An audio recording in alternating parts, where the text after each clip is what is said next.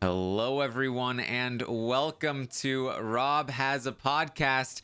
I'm your host, Taran Armstrong, and we are here today to talk about the finale, the ending of Season 3 of The Circle UK. With me today is Pooya. How you doing, Pooya? I'm doing phenomenally. This was it's been a very fun season. It ended with a bang, and there's quite a bit to unpack, and I'm just excited to get to talk about all of it here. Yes, a lot to talk about here. Also joining us is Rowan. How you doing, Rowan? I am, as per usual, absolutely wonderful. And yeah, this is your warning, audience, for anybody watching, for anybody listening. Strap in, because we have got a lot to talk about. Like, strap in. We're going to be here for, 10, 11 hours minimum? We got things to break down, people. Yes, definitely a lot to discuss. Finally, we have Geneva joining us. How you doing, Geneva? I'm great. So excited to talk about the finale. A lot happened, a lot to talk about, a lot to reflect upon from this week. But I'm just excited to be here and talk about it with you guys. Yes. All right. Well, we're here. We did it. We got through. The finale has aired. We've crowned a winner. So this will obviously be spoilers from the previous roundtable or podcast to this one. I think we ended at episode 15 last time, but really we will be spoiling everything, the entirety of the season at this point. So if you are not fully caught up, this is your warning, because our winner of season 3 is Felix, aka Natalia Fisty Bump. She did it. She pulled it off. How do we feel about this? Because I gotta say, I was very happy with this outcome myself here. We should never have doubted our super soldier. Yeah. She can bake, she can paint, and she can evidently win the circle. She's phenomenal. I've yet to find a single thing that she can't do. Maybe she can't make friends with the newbies quickly, but that's one tiny little thing. But she is our winner, and I'm delighted because I didn't actually see it coming, and I love a surprise. I love when there's a little twist in the tale. Yeah, that was a lot of fun to see.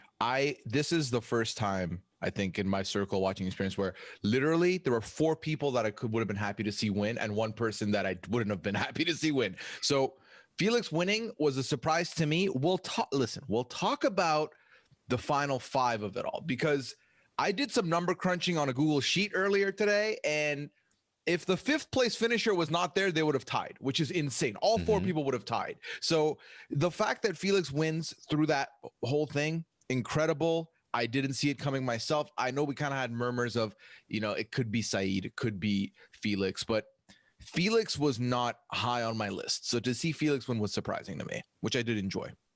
I definitely felt sort of a momentum for Felix in this final week of the show, where she seemed more and more likable to me. The fisty bump thing was I was prepared to come on the podcast and be like, guys, I know we talked about Felix and that we liked her last time, but she's really grown on me. I love Fisty Bump. I love that she's playing the game, and I'm really starting to enjoy her. And it really does kind of culminate in this win. And it really, I think it's the perfect ending to the season to have her and Manrika tied for first, and her pull away with the win after everything that Manrika did in the game. And also, I thought tactically that Felix was going to have a really tough time of it, because surely if any one of these 4 is going to rate tactically, it's going to be Manrika. And after a game of tactics playing, she doesn't rate very tactically in her final rankings. She puts Felix first, she puts Tom last, and that ultimately is what's going to cost her the win here, Geneva.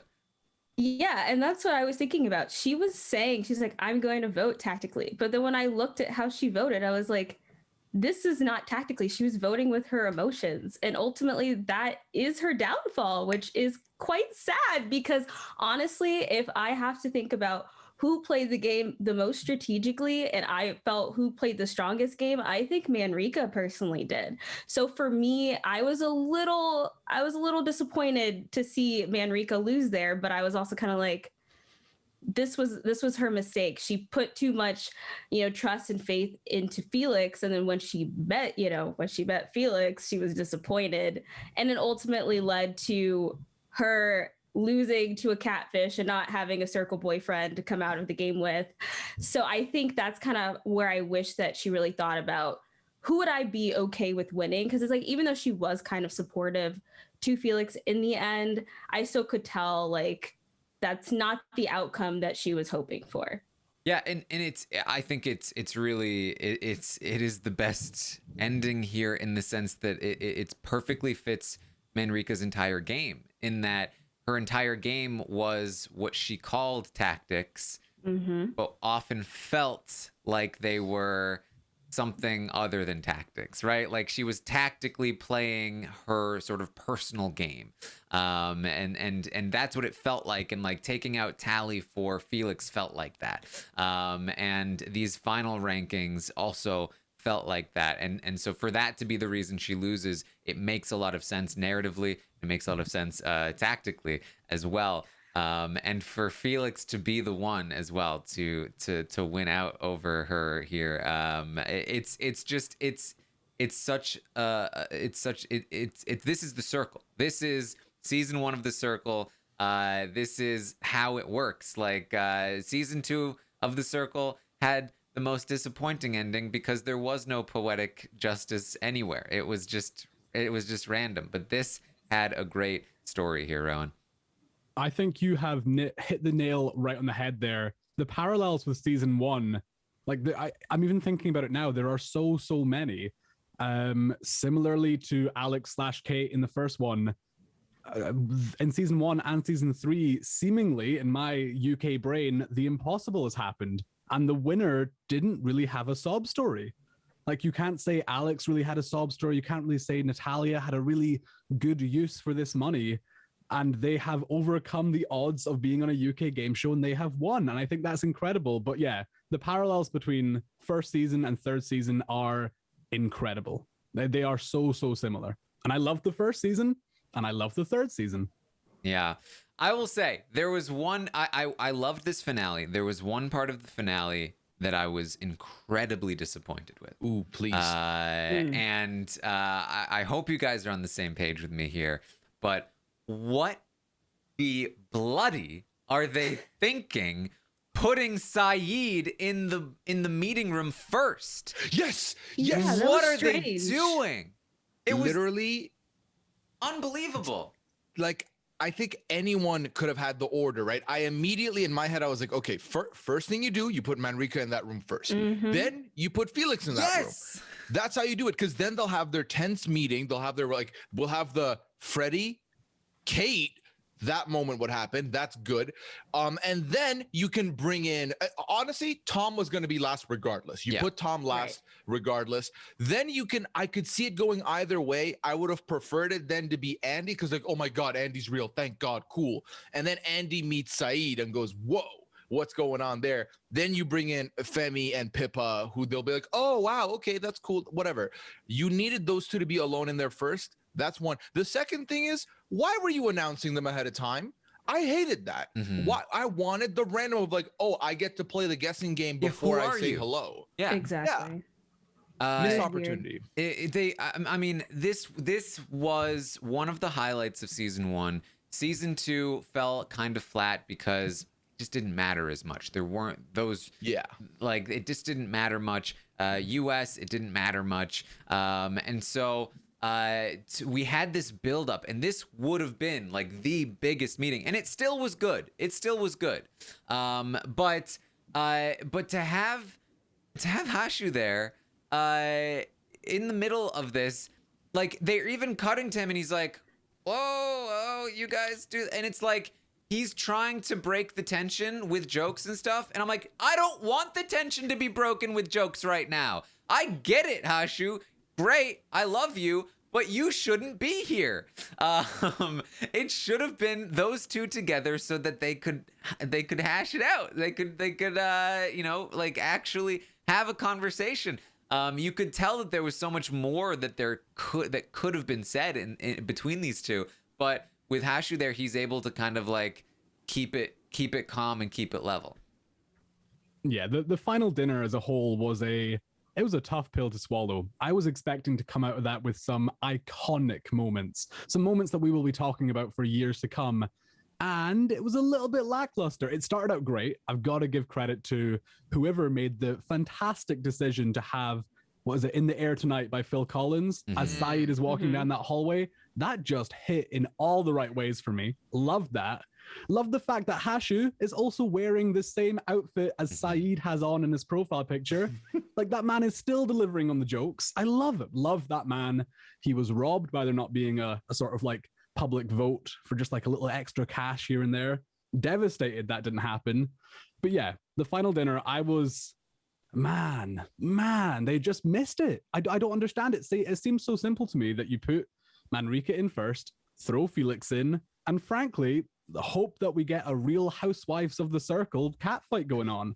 Like, that's what we want. That's what we all want. Yeah. We don't want this sort of like passive aggressive comment from Manrika. We want them to go head to head and just say it all. But you've got this sort of, I don't know. So Saeed who's just sort of sinking the vibe a little bit. Here's my theory as to why they did this. I think that they really overestimated the power of they had this sort of romantic subplot of what really should be happening is that Hashu and Manrika should get together, guys. And I think they wanted those two to meet up and there to be sparks flying, and then he could be there for her when Felix shows up. And then Emma gets to ask them after, like, oh, you guys. And then there could be like a real like romantic circle thing going on after the fact. And I think that was just such a flop of a decision. Like, come on, guys. Like, there's nothing there.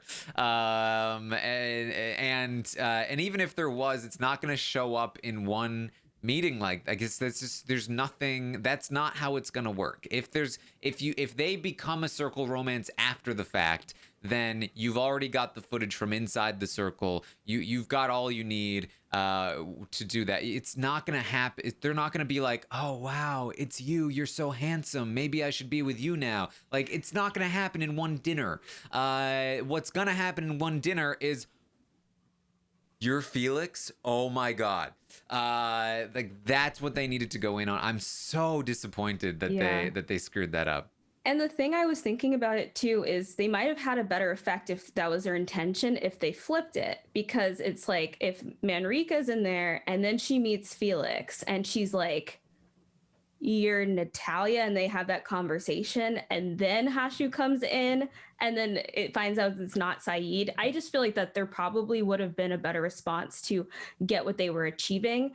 And I was really disappointed with the order as well, because I just felt like there would have been a more tension, more of a conversation between Felix and Natalia. And I felt like, Manrika was holding back in a sense, because I think it was just an awkward situation in the way they ordered it. Because it's like she had a lot to say, but probably didn't want to say it in front of, Hashu, but was also feeling really weird in front of Hashu because of the whole like, okay, well, he's a catfish, she's a catfish, so I'm just around catfish.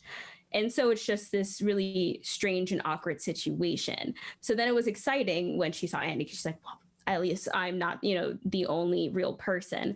But I really do think, similar to you guys have been saying, the way that they approached it was wrong, and the order should have been much different. Yeah, and it just really, I feel like it prevents Manrika from interrogating Felix in the way that she would have otherwise. Like, wait, so when you said this, what did that mean? Like, we were like sexting at this point. Like, what was that? Like, she can't say any of that in front of Hashu. And in addition to that, she can't even be overly mad because she doesn't want to offend Hashu / Saeed, who's also a catfish. So like, right, with another catfish being present, she can't be like, how dare you do this when he's sitting right there.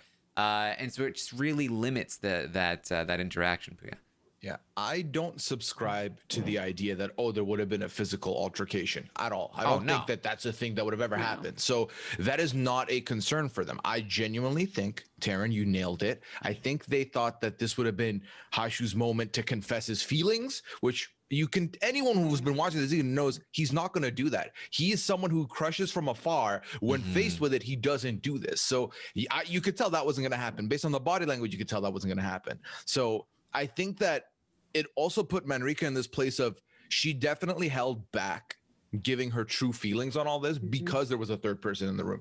Because now it's like, well, I need to make sure I don't look like I'm super angry and super salty about this because this is a decision I made and I'm an idiot for like her hoodwink gets revealed in front of a whole third person who was literally telling her this isn't the man for you. So she's like double caught stupid. Of course she's not gonna like really give her reaction. She's gonna shut down. Yeah, exactly. Yeah. I think one more thing that I think was like is really awkward is because Hashu can't really confess his feelings because he is still under the general assumption that Felix and Manrika have a relationship of some sort. So I think that's where it's even worse. But then we even see later, Emma brings it up, which I was just like, oh, really? Like, I don't know. I felt and that's where I really felt like, okay, they were clearly trying to put, and Emma was like, oh, what do you think about it, you two? But man, it's Hashu. I loved Hashu, but he opens up when he talks to Manrika for the first time. This is just like everything that I imagined he would be. His opening line is, yeah, so really, I'm a YouTuber and I like to do pranks. Like, you are way better than that. I don't know why your initial thing is I'm a YouTube prankster, because like, let me tell you, YouTube pranksters don't have a good rep. No. So you could have done it way better than that. Just, I'm a content creator on YouTube. Done. Immediately. No, don't even say you're a YouTuber. Just like the first thing is to address her emotions in this moment, not describe that you're a YouTuber. And also, just in case you didn't know what kind of a YouTuber I am, I like pranking. So this whole thing was just a big prank to you. Oh, no, that's not what I meant. Then why did you say it? Oh man, the whole scene just felt like a blind date that had gone like disastrously wrong. But I, for one, completely subscribe to what everyone is saying. There's nothing more than British TV producers like more than to play matchmaker. And I truly do think they were expecting sparks to fly between Hashu and Manrika. It was never going to happen. They slipped up. They messed up seriously. I think it's just emphasized that is what they wanted by bringing it up again in the studio. And yeah, they missed the mark here. But they have missed the mark in almost every reality show that I've watched. I can guarantee behind the scenes, the producers are just sort of poking and prodding, trying to make matchmaking happen. I've been on a show like that. And yeah, they were trying to set, just from my one example, which was on the same channel, so it might be representative of everything that it's producing. They're desperate for it. Like if they see even an inkling of a spark, they are pushing it, they are prodding it. In every single interview, they are asking you about that person. They want that soundbite of you saying like, yeah, you know what? They make butterflies go in my stomach. That is what they want. So yeah, I fully subscribe to, they were playing matchmaker. Yeah, I mean, it's gonna be hard to have a real romance start in the circle to begin with. To have one start with like a schoolboy crush that it's non-existent in the other person's mind is going to be all the more difficult. So yeah, I mean, if you think there's a world where I would have shot my shot with Liana with cameras there, knowing it's going to be on TV first, there's no way. We would have never gotten together. We would have never met each other because I wouldn't have done it. Like, I understood him in that moment of like, she is beautiful. Like, she is way too good for me, like that kind of nervous energy. And then you face them, first person you're facing. And not only does he have to go through the whole like, yeah, so I was the 63-year-old guy that you said you loved because he was your uncle. And like, he's not going to segue that to, and also I kind of like you. Like there's no way that's going to happen in this short amount of time you've given him. Nor so there's no way that was going to happen. Like That would also be a terrible idea. Is that how you approached Liana, Pooya? You were like, look, I am actually a podcast prankster, and I have deep feelings for you. Yeah, Response? Yeah, exactly. I did that. I pranked her first, and then I said, listen, I'm pretty much a jokester. I don't take anything seriously. Would you go out with me? No, that's not how that works. But no, I completely felt every bit of Hashu here. Because like, also here's the worst part, guys. They literally said, oh, Manrika's coming. So he had like 5 minutes of panic before she's coming in because he knows she's next. So he's like, my stand is my tie looking good? Like, how am I going to do this? Like the mental gymnastics was too much. Yeah, I love this because I feel like the sort of like awkward, nervous response to a romantic interest is often romanticized, but like the reality of it is I'm a YouTube prankster. All right, let's rewind. Let's go back to where we left off before and talk through some of the last week here in the circle. The last time we left off, Manrika had just become the power-hungry triple threat. You can only trust me. You can only talk to me. We're taking out Andy. And this lasts about an episode. Yeah, I've got to apologize because at the end of last week's podcast, I was almost falling out of my chair, hyping up the next episode, hyping up this battle between King and Queen. And yeah, it just disappeared within 5 minutes. And I don't take any blame for that because they were hyping this up like it was the season finale of Game of Thrones. And they just didn't give us anything. Like, they didn't give us anything. Yeah. We get like a book cover game where Pippa friend zones Femi. Andy says hashtag triple threat in response to Femi's cover, and they're all like, what? How does he know? It's like, because it's a common phrase that you just chose as your alliance name. That's how he knows. Oh, they fully deserve to be caught. They are sort of like think that they'd got caught, because when you have generic alliance names like that, when you don't think of something unique like the Black Widow Brigade or just something outside of the box, you deserve every bad thing that comes to you. When you take the boring route, expect to have consequences. And you know what? Like, even from a game perspective, we'll pass over this pretty quickly because there's other things to talk about. If someone comes to me with a generic ass name like that, I'm less inclined to believe them or less inclined to join because it just feels fake. Mm-hmm. So we get Manrika and Andy are still going at. She's not happy with Queen of the Circle being her book cover. But she likes the compliments, but she wants to hate Andy, so she's a little mixed here. And then Femi really goes in on Andy about all of his friendship making. And Manrika tries to walk a line here of like, I'm not supporting Andy, but I'm also not supporting Femi. And Andy's like, oh my God, she's gonna Vithin me. She's gonna Vithin me, Geneva. You know, in terms of me and how I feel about like the moves that Manrika made in the game, I personally found them justifiable. I mean, if someone says something to ruin a potential relationship you have with someone in the game, I think it makes sense to block, or get rid of it if you feel like you're having, you might have problems in the game.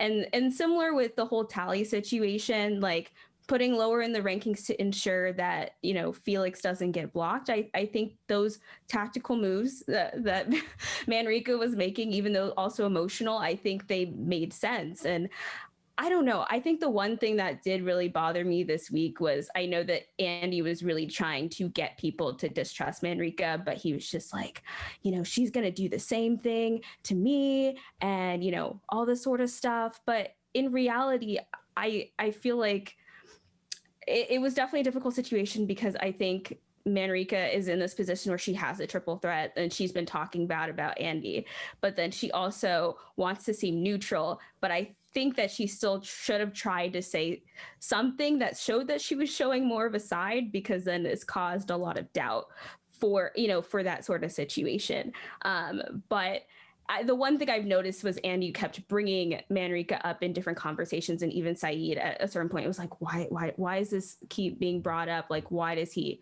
keep doing this? And I know like they had their drama for like a day, but that was, for me, I was just kind of like, I think maybe I get she's trying to be Team Switzerland, but I feel like she should have, you know, showed a little bit more support to show that she's not necessarily. This is like, she lit up the signal flare here with like, she thought she was being slick here, but she just, because she'd already had the conversation with Andy where they had squashed their beef and he thought it was fine.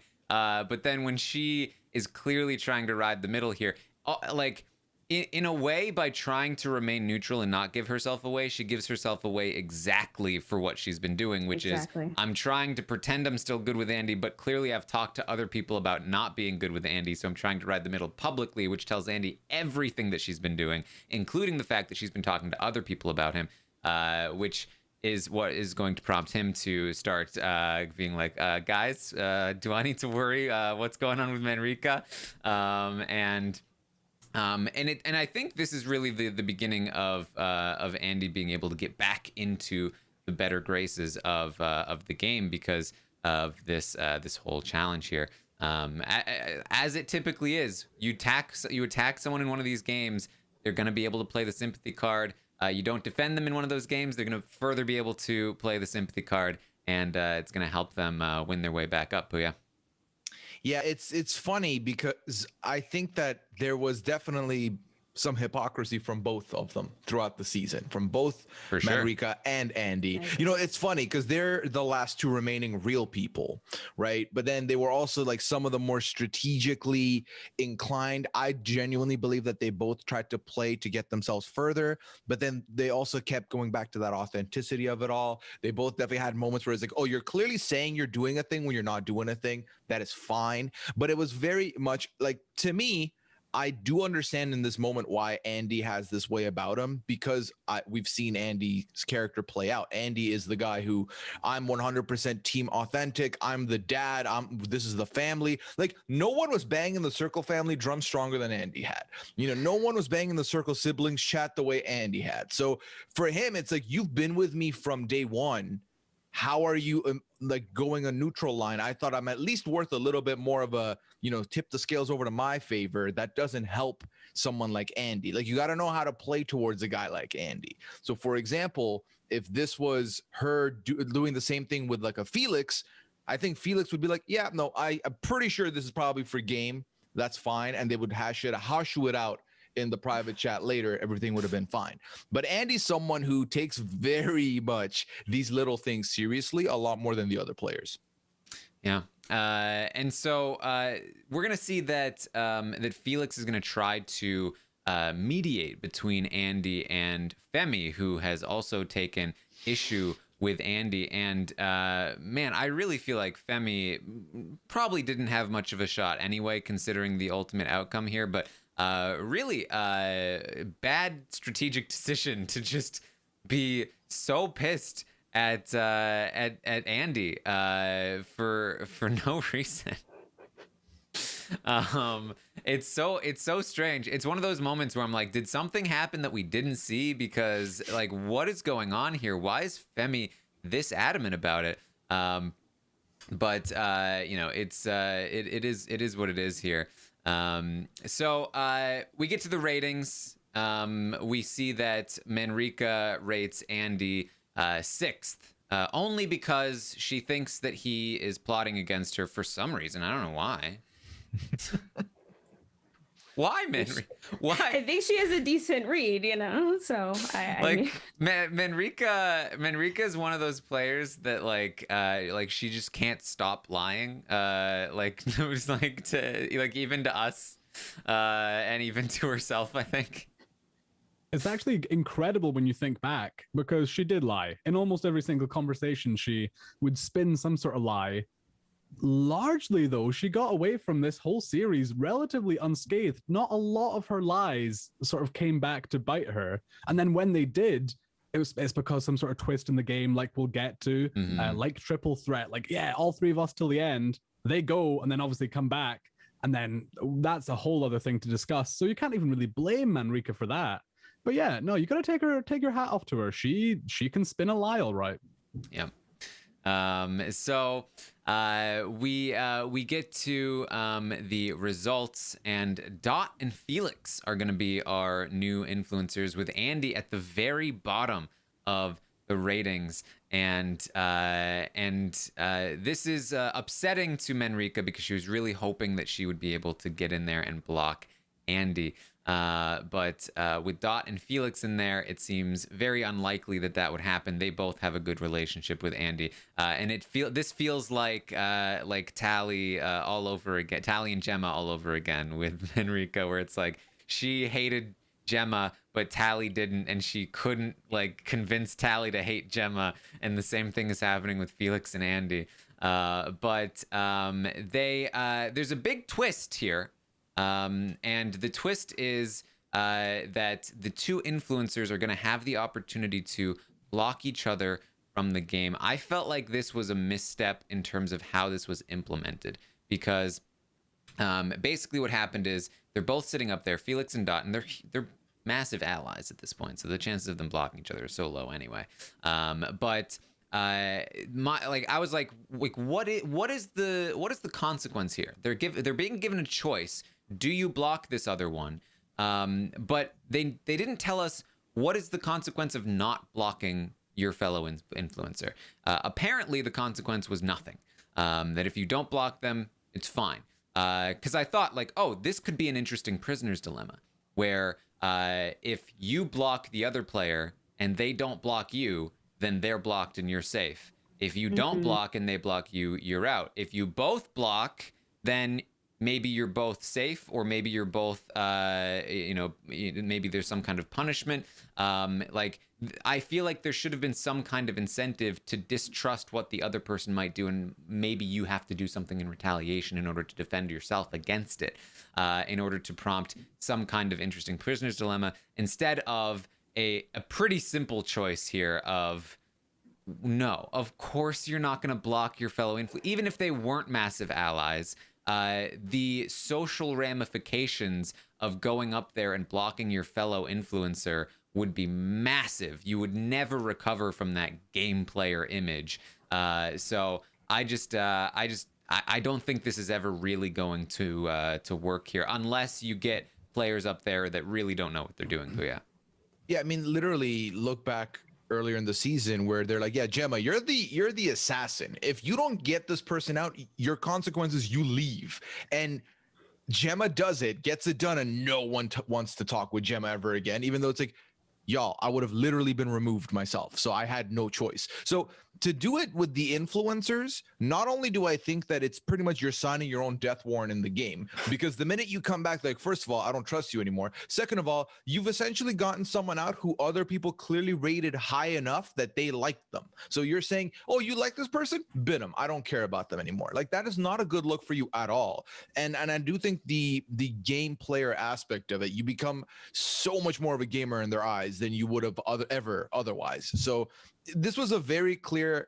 They also got unlucky, I think, because this is in theory a messy twist, but you could not have picked two people that loved each other more unless you put Saeed and Andy in that spot. And even they might have considered it more than these two. These two, from the minute they came in, were like, we're the newbies, we're giving each other first place. And I don't think that changed ever until like one of them was removed. Yeah. In my head, I was wondering, I was like, imagine if Andy and Manrika were the influencers. That's where I think maybe the twist could have been an interesting take. I think ultimately they just wanted to get rid of two people, but they're like, okay, we'll have the option of doing, the instant double blocking where one person blocks, each person, or we'll just throw this in there. But I think, like you said, Taran, I feel like there should have been like some sort of, I don't know, penalty in some way, or some sort of catch to actually choosing to block somebody. But I do feel like maybe if it were different people, it might have had a bigger impact. See, I feel like with the current rules, even Andy and Manrika wouldn't have blocked each other in this, just because Manrika wouldn't have wanted to be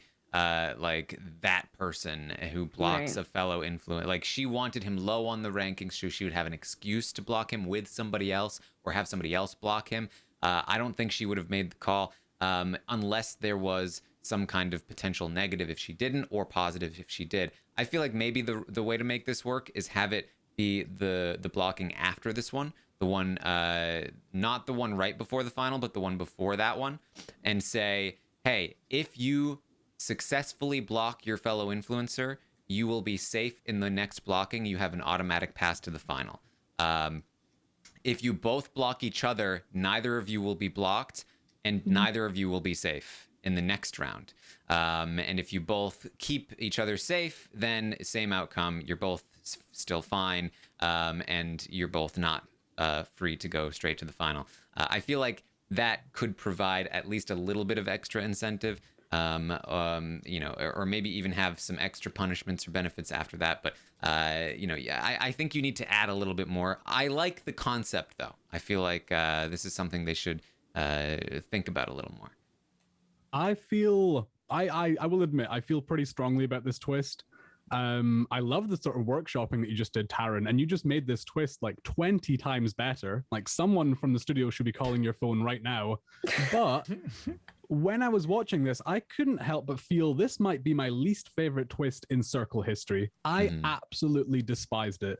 I absolutely hated it. And it's not even necessarily because of how poorly it affects the game or how unlikely anything is really likely to happen. I hated how they treated it on the show. Because number one, it's been mentioned already, they so poorly explained what was happening here. I was lost. I was paying like very close attention, and even I was lost. I didn't know what the rules were. I didn't know what the consequences were. They just gave this twist so little respect. It felt like they could have just edited it out and there would be no repercussions. But it felt like they didn't believe in their own twist. Yeah, it felt like they threw it in your face and they tried to like do it so quickly that they were like, don't think about this. Don't think about, oh, what could happen? Oh, they could do it. Don't think about it. Oh, and it didn't happen. And now if you think about it, of course, it was never going to happen, but we got you in the moment, didn't we? Which is like, that's a last resort in terms of making television, right? But it is what it is. They're then going to, and it became clear to me what would have happened given what happens afterward. They're told, now you will be doing a double blocking. So clearly what would have happened is if they had both blocked each other, then they just would have taken each other out and then no more blockings that week. And if only one had blocked the other, then that one would then, I imagine, have gone on to block one more as well. Because they were just going to have two people blocked regardless. They are then going to make the easy choices here. Pippa and Femi are going to be blocked from the circle, and Manrika is pissed. I just did that triple threat with the light box. I just immediately lost my alliance. But it's like, Manrika, what did you expect was going to happen here? Unless you get into be influencer, like they were never going to be influencer unless you convince the other people to be against Andy. This is not going to work for you.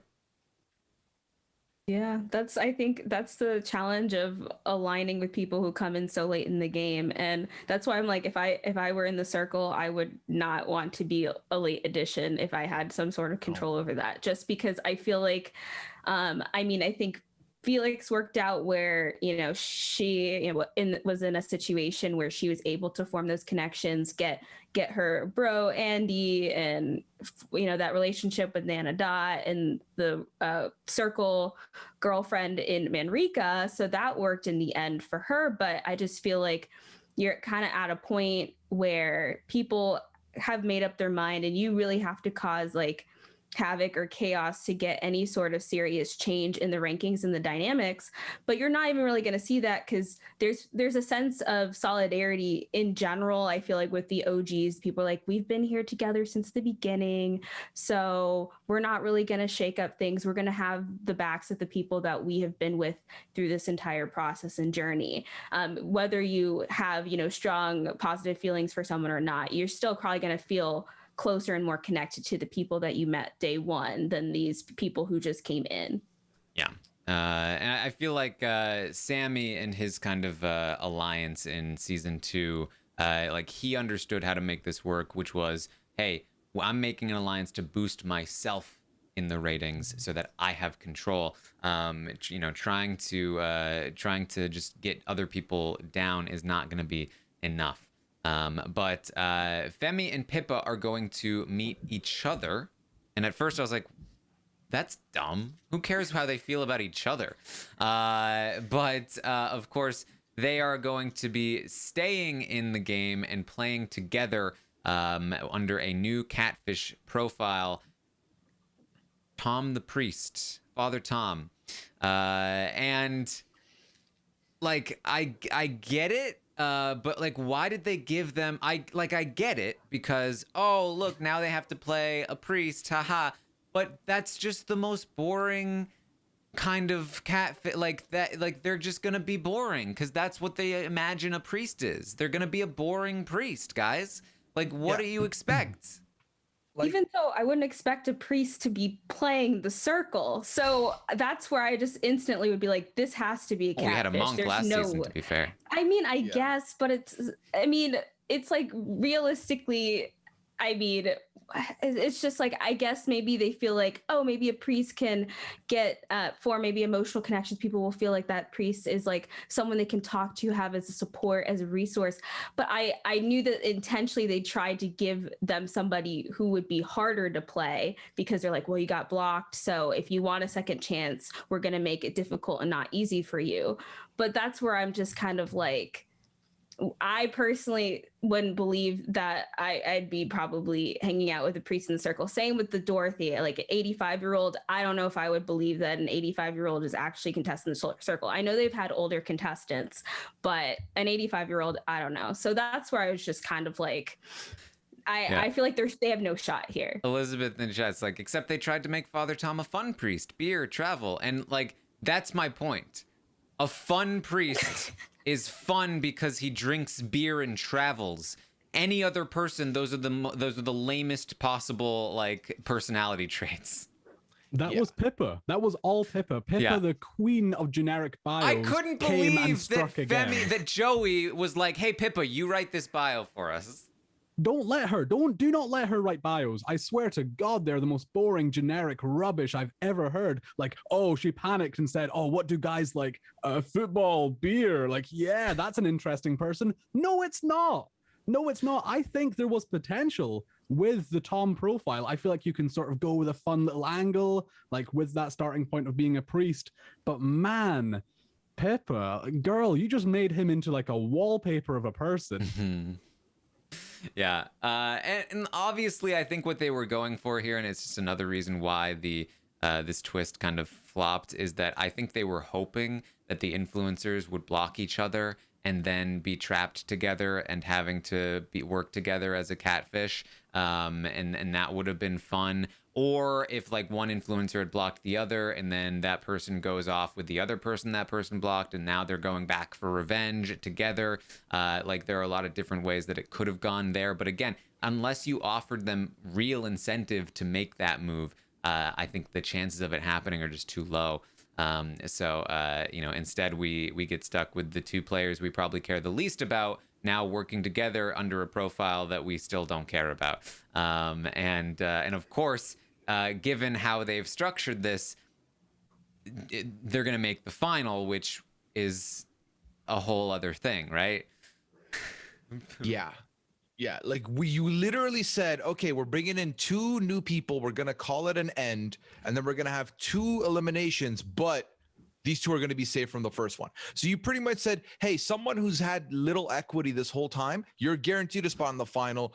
And not only that, unfortunately for you, you're probably guaranteed last place, but come along and decide who wins the Circle season 3. Nuts. It's terrible choice to just to let you guys understand this. They introduced 2 new players into the Circle. They're both immune from this following blocking, which guarantees that one of the 5 semi-OG players, we'll call Dot and Felix OGs at this point, right? Pretty much. So one of the 5 OG players must leave in the blocking prior to the final blocking, and then only one player is blocked prior to the final. So it guarantees it's impossible to have it any other way that one of the two newest players will be in the final for sure. I don't know why they want that. I don't know why they think that's a good thing. How much more fun would this final have been if Dot was there instead of Tom, right? And Dot's decisions, because Tom's decisions in the final, just to quickly fast forward here because we're on the topic of it. Yeah. I think we may have mentioned this, but how the final votes played out is that all four of the OGs tied up exactly. Yeah. And the only reason it was a tie overall is because Saeed put Felix last and Tom not last. He was the only one to not do that. But if Tom's not there, that wouldn't have mattered. And it would have been exactly tied. Everyone would have had one first place. It would have been tied all around. They would have had to go to some other kind of tiebreaker.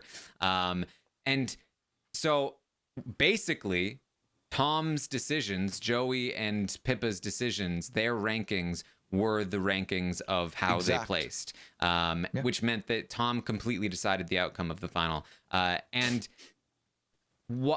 imagine a scenario where instead of Tom being that person, it's Dot, the person that actually knows these people and has played with these people and has relationships with these people. Or just Dot being there probably helps break that initial tie to begin with. And it's a much better final if all five of them have been in the game for much longer. I don't know why. I get why you would add players late. I don't know why you would force one into the finals when that just completely ruins one of the best things about elimination reality shows is that feeling you get at the end when all of these players you've been on a journey with and they've lasted so long and they all have a relationship and now it's all coming to a close, and when one of them is just somebody that you just met, it's kind of lame. But if it's at least if it's fair, if it's they had an opportunity to get rid of this person and they didn't because they betrayed each other, then okay, well, that's a thing. That's a whole story.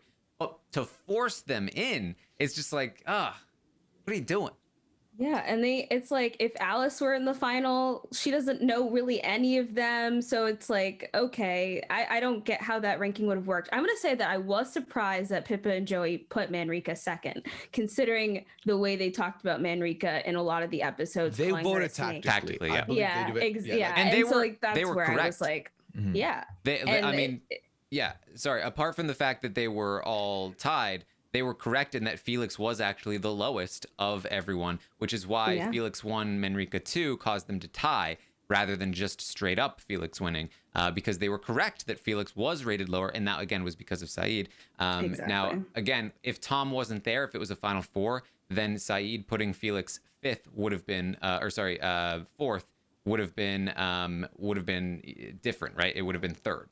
And so it wouldn't have caused Felix to be last or lower than anyone else if Tom hadn't been there. But sorry, Geneva. Yeah, no. I mean, even tactically or not, I was surprised because they were just talking so negatively about her, especially when they came back into the circle and realized, oh, she's Circle fam, I love you all, and Pippa and Joey went, but at the end of the day, I'm glad you guys are the ones that stayed.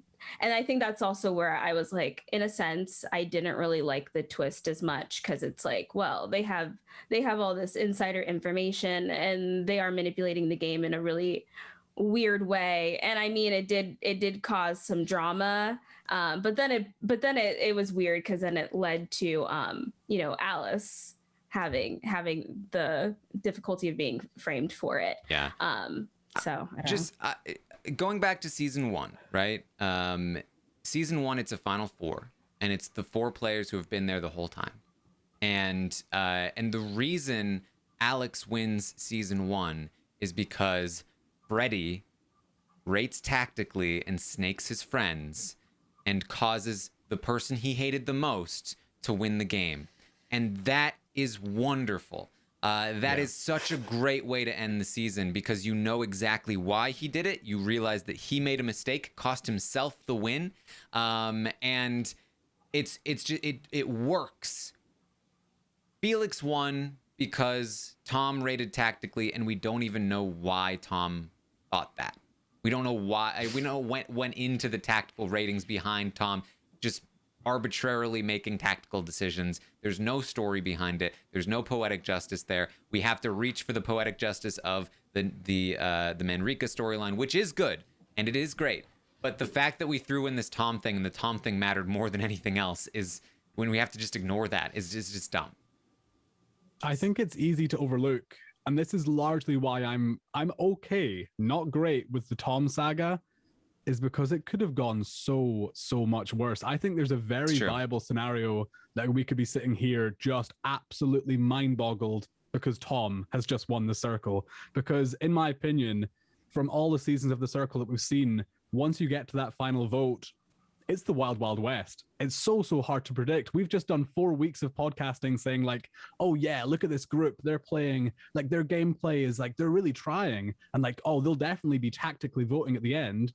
If that did happen, I mean, tactically, you put Tom number 1 because he's probably the least popular. If they're all thinking that, Tom wins. Yep.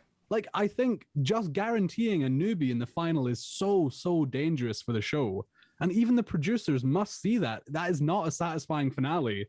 Yeah. If the person that has been there for 3 episodes ends up winning, but they put themselves in that position. They made that dangerous position for themselves. Yeah, and any one of the original players, apart from Saeed, who unfortunately was just couldn't win because Tom put him last, any one of them could have won by putting Tom first. Like none of them did. Which is interesting in itself, but like, that should be one of the takeaways from the season. But if it is, and they guarantee a new player in the following, because like if everyone is playing optimally, then Tom wins every time. The new player wins every time. And that's probably not where you want your show to go. So, no, if Tom had won this season, I don't think I'd be on this podcast. Yeah. Oh, I would have been. I couldn't show my face. I was happy. I was literally cheering when I found out Tom was in last because I was like, this cannot happen. Especially just after, I don't know. I think for some reason, like the whole Tom drama with the whole anonymous chat, I think it kind of drove me insane. Like, I'm like, okay, yes, it's good drama. But then I think when, I'm sure, we'll talk about it more, but like the OGs get, catching on to this idea that maybe they came back. I think at that point I was like, one of the OGs has to win. And like and usually too, I think sometimes when I've been watching the Circle, I tend to like the real people win. But in this case, I was like, honestly, like if Felix wins, I'm okay with that. I feel like Hashu played a really awesome game. I was actually super disappointed.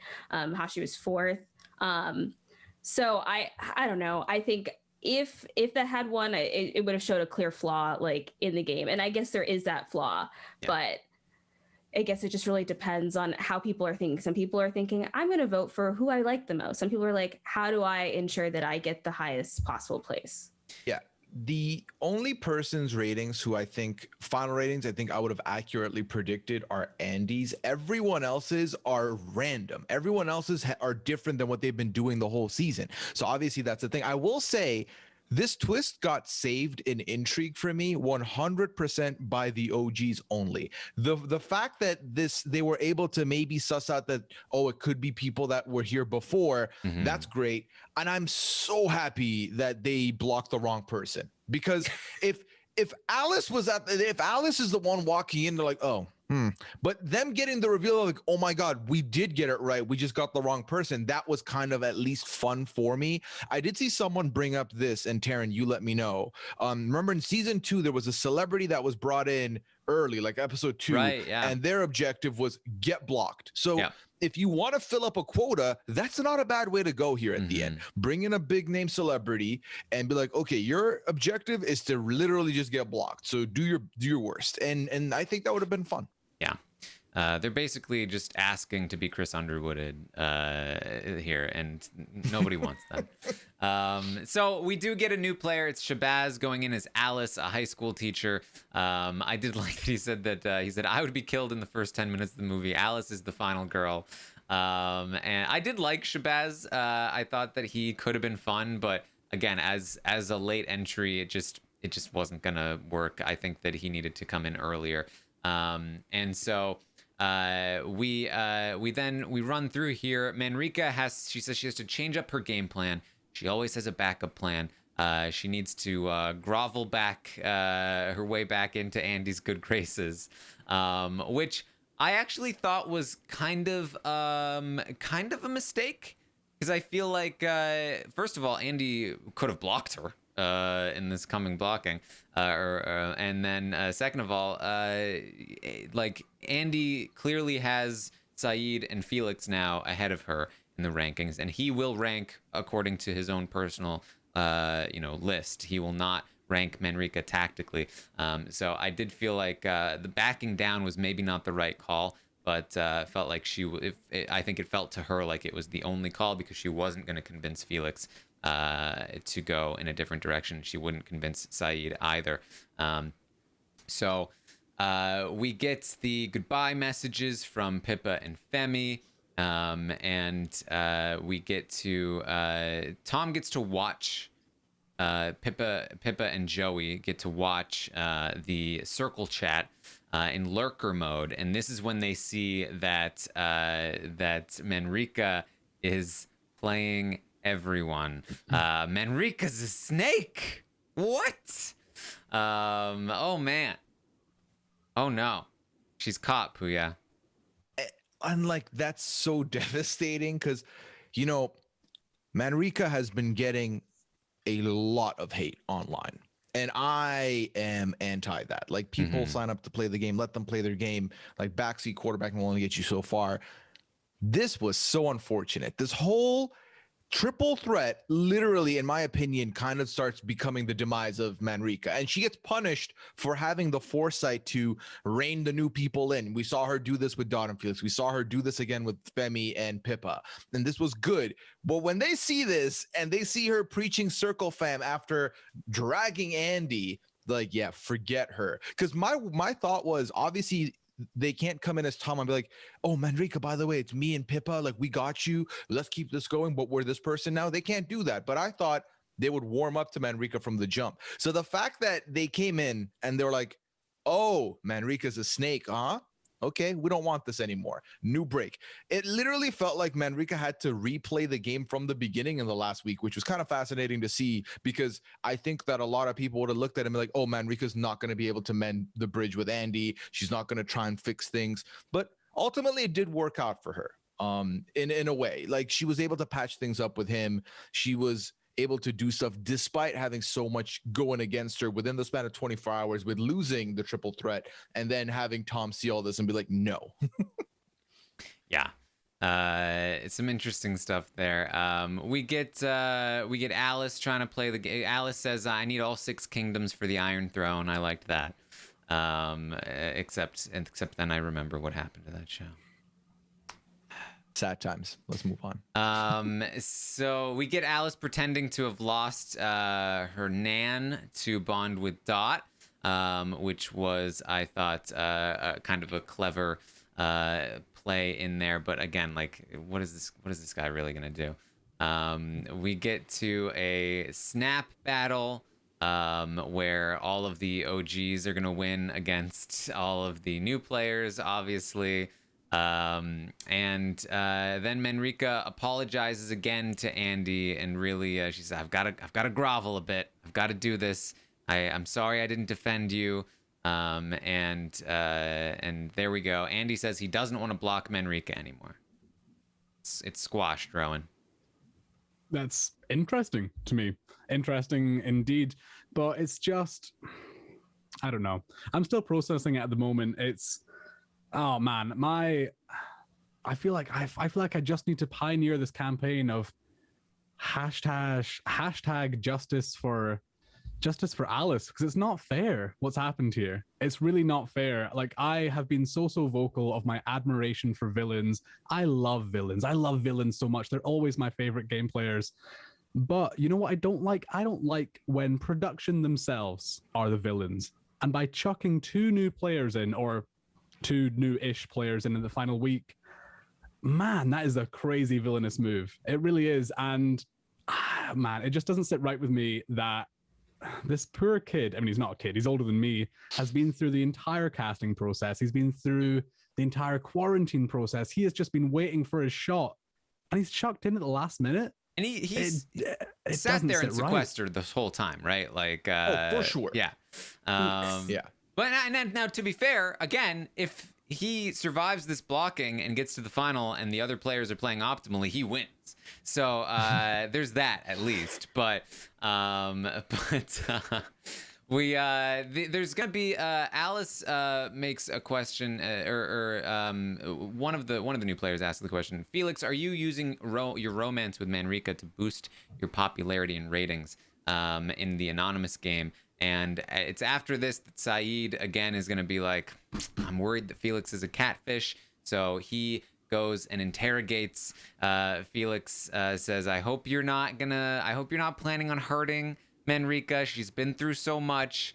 And Felix is like, oh, this sounds like a grilling. And she says, I won't be hurting her. It's very uncomfortable. And I feel super guilty. And Saeed's like, I will 100% cock block this guy if he's fake. Like, dude, like, wording.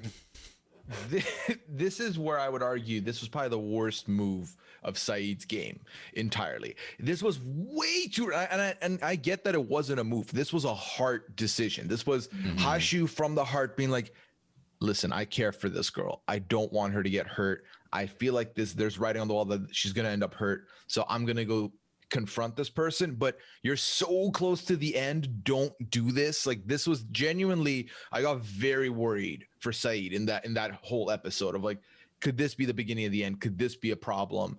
But I respect the heart decision, but also I don't like that approach. You know, I don't like the whole like, hey, you better not, like, no, I mean, yeah, go ahead. Well, sorry, but just especially because, like, he's not really a 60-year-old uncle. He's a 20-something-year-old guy who has a crush on her. So the sort of protective, nice guy approach is a little like like they really walked the line. I think they could have gone with a very different edit for Hashu with regards to this storyline. I think defo. Yeah.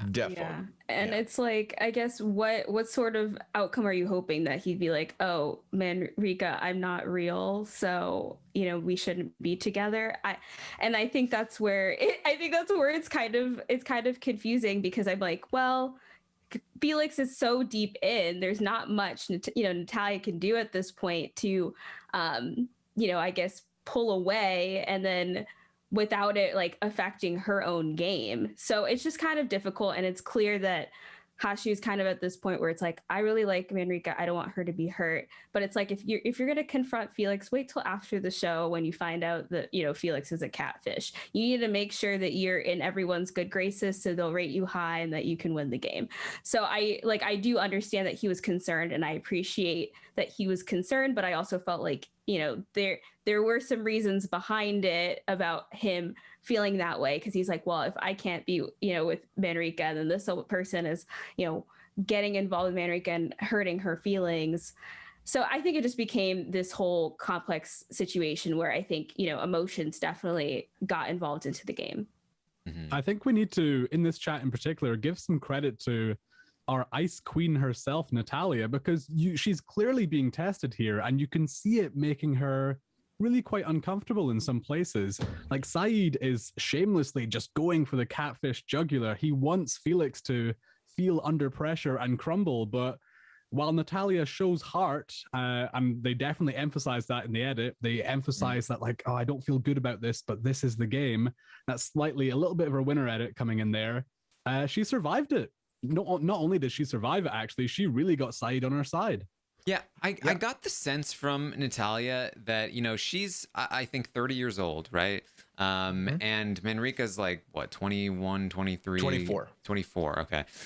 Maybe the age gap isn't that big, but I really got the sense from Natalia that, because we talked about this too, like, the flirting was so over the top and ridiculous that, like, and so middle school that surely nobody would ever buy in that it's real. And I think that Natalia was like, oh, this is fun. Like, oh, this is like a fun little fake, obviously fake circle romance that we're doing. I'm proposing to you, Manrika. Like, you know, this is like, I'm having a fun little middle school flirt right now. And I think that over time she's like, wait, are you for real though? Wait, are you really into this? And then like, wait a minute, no, I can't. I'm not going to be tricked into thinking that she could possibly believe this. Surely she's trying to trick me into thinking that she's really into it. But then constantly like other people are like, hey, you'd better not hurt her. And it's like, I think that it was around this time, I think, and maybe around the date time that she was like, I think she might actually be into this. I don't know what to do anymore. I feel very weird. And I feel like that was the trajectory here, Pooya.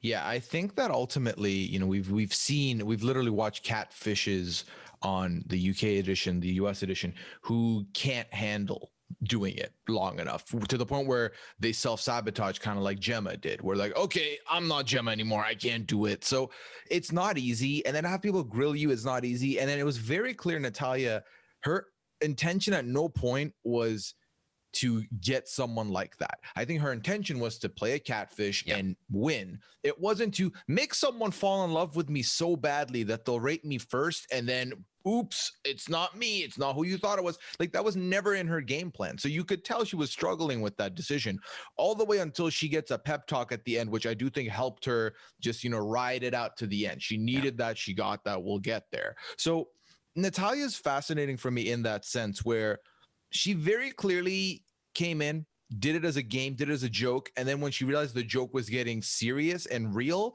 she didn't want to keep doing it, but also she can't stop at this point if her main objective was to win as the catfish. She has to keep doing it. She has no choice. So that duality in her, the struggle of being a nice person and then being, you know, somewhat of a meanie for doing this to somebody, you could very much see that exist in her. And it was very interesting to see play out towards the end.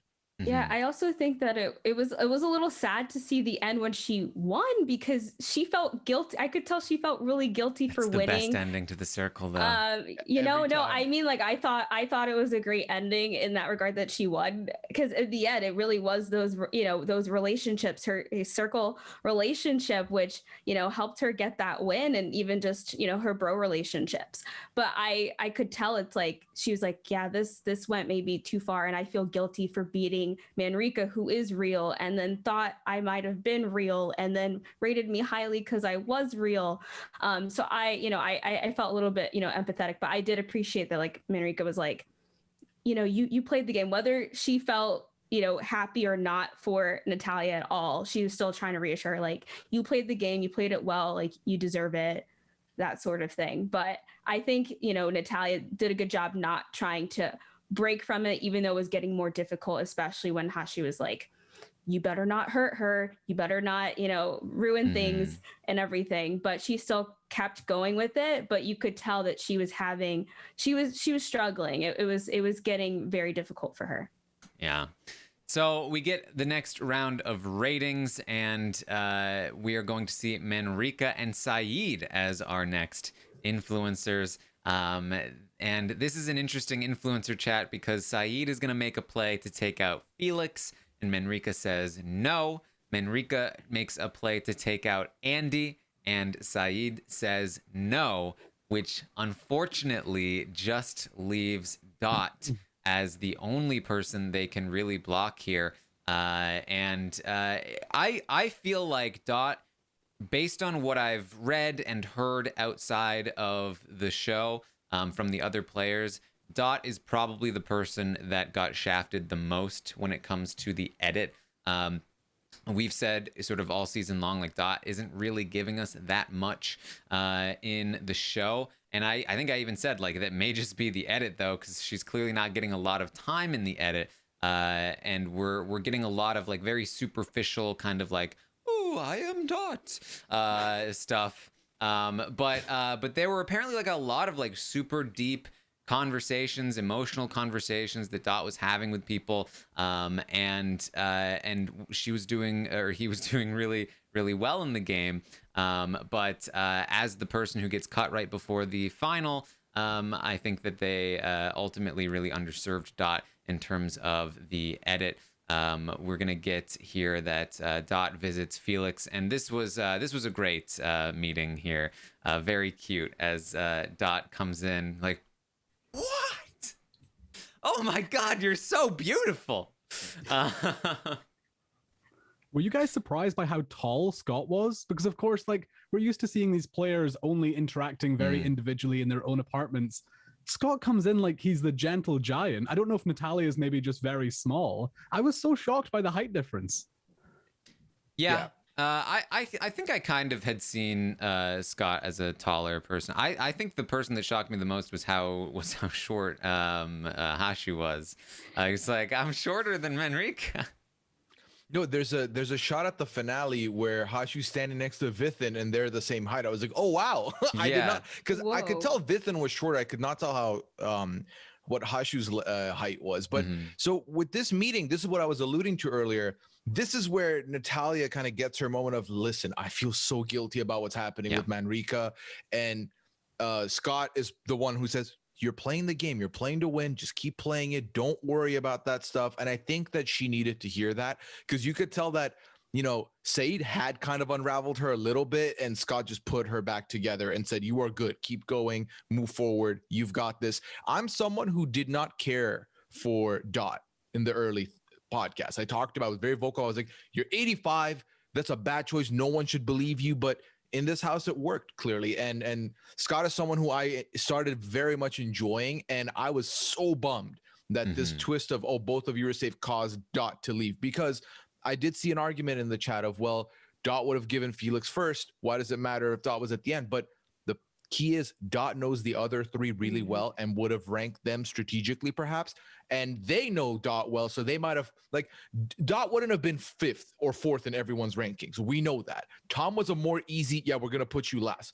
With Dot, there would have been more fluidity. That ranking could be completely different if Dot was at the end. So I would have been very intrigued to see that. And like either way, Dot being in actual relationships with those people, there would have been meaning behind those ratings. They would have either been meaningful in the sense that they were based on relationships, or they would have been meaningful in the sense that she was, or he was betraying those relationships in order to rate tactically. Exactly. Which again, like, it just matters so much more. But there it is. They do talk about how Manrika has blocked every girlfriend she has had in the game. So probably a good thing that Felix was a man. So it's at this point that Saeed is going to feel very guilty. He feels very guilty about blocking Dot. He's like, I don't know if Manrika feels that bad. Manrika's like not feeling bad at all. And then Dot reveals that it's Scott, and Hashu's like, oh, I cried on that sofa, man.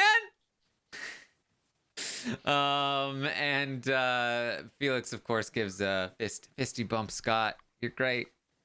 And so that's the end of Dot's journey here. We're gonna get some Manrika talk about why she deserves to win, and that she wants to play for her family. We get a few of these here. I think that they were really trying to sort of rehabilitate the Manrika image in preparation for the final. I don't know if it was intentional to sort of fake people out in terms of the edit, or if it was just to kind of like give a strong, like, you don't want to like really hate Manrika by the end, and hopefully people are still not hating on Manrika quite as much as they were before, given that she, I think, got a much better edit this week than she had in the past. But we definitely get more of her story. We do get a if Felix isn't genuine, I will literally scream, which didn't happen, but you know, who knows? Maybe it could have if Hashu wasn't there. And Manrika says she thinks the final ranking will be based on who's worthy enough and who deserves it. That is her read on it. I don't know if it played out that way, but we'll see. We then play the Getting Blanked game. And this one is only really relevant insofar as we get Tom, aka Joey and Pippa, who say, it's so obvious that Manrika is a game player after what she did to Gemma, which is information only a past player could know. I really liked this move. Now, it backfires in a major way, but only because, and this is ironic, they have information that only a past player could know, but they don't have the further back information, which is that somebody has already returned from the circle to clone Tally. And because of that, the idea that a past player returning is already on their radar. And so when this pops up, immediately Felix and Andy go to, it's got to be Pippa or Femi who did this. And so I very much appreciate the attempt, but it does backfire in a pretty major way here, Rowan. Oh, I loved the move. I really loved the move and thought it was quite clever. They got tremendously unlucky, really. And I don't have a lot of time for Femi, Pippa, or Tom, but you've got to give credit where credit's due. They got incredibly unlucky that they were caught in this lie, because if another moving piece didn't move in the way that it did, they would have gotten away with it and really sown a sort of seed of distrust between the original OGs, and then who knows what would have happened. And they did get Manrika. Manrika bought it, hook, line, and sinker. She was in. She was ready to bite heads off. Yeah, and it didn't help that the other three brought it together. I have a suggestion for this. So obviously we've seen where there, if you get picked a catfish profile, they give you, documents to back that up, right? So it's like, oh, here's the stuff that Tally might potentially know that you need to know. I don't see, and they're not giving them too much info. I don't see why they couldn't have given them, or maybe they do this in the future, just give them the who was influencer and who got blocked. Just the names, because if they could have picked someone that was earlier in the game, that would have definitely caused an unravel. Because they picked Gemma, and it was very easy, like, oh, so that they know Gemma, that means it can't be someone that was that far along. Okay, that leaves Pippa and Femi were here. Like, the shortlist was too quick to do that, and I do think that this is a way to make this a solution. But I agree, Taran, in that the fact that they had this twist alongside the Yolanda twist or the Orange Tally twist earlier makes it so that this is something that's fresh on their mind. So maybe in season 6, where like there's clearly big fans of the circle that are applying and they understand the meta and they've seen the game play out, maybe then they wouldn't need this to like put stuff together. But in this instance, it was too fresh on their mind that this had just happened. So putting the dots together really gave Tom a problem, because I commend, for as bland as the profile was, given the tools they had, I thought Pippa and Joey did amazing with trying to get this going and get something going with the Tom character. But they just got foiled by all of this other stuff. Yeah, part of me wondered if the right call here, and again, they can't know that this tactic wouldn't have worked, but they did actually have actual dirt on Manrika. Hashtag triple threat. She created an alliance to go after you, Andy, and that was real. And I think the problem is, if they had come out and said that, they would have been giving away who they were even more obviously, and Manrika for sure would have just outright denied it. But at least it has the ring of truth to it, and Andy might have been able to see that truth, whereas this, when you see through it, it's entirely meant to trick you, right? Whereas something like hey, she made a triple threat alliance, it's like, well, now you're admitting to me who you are in order to say this to me, like that you are admitting a truth to say something else. It feels more believable to me. I was surprised that they never went that way, even after all of the other stuff. Obviously, they felt like their plan had worked because they got tricked, and maybe so they didn't feel like they needed to do that.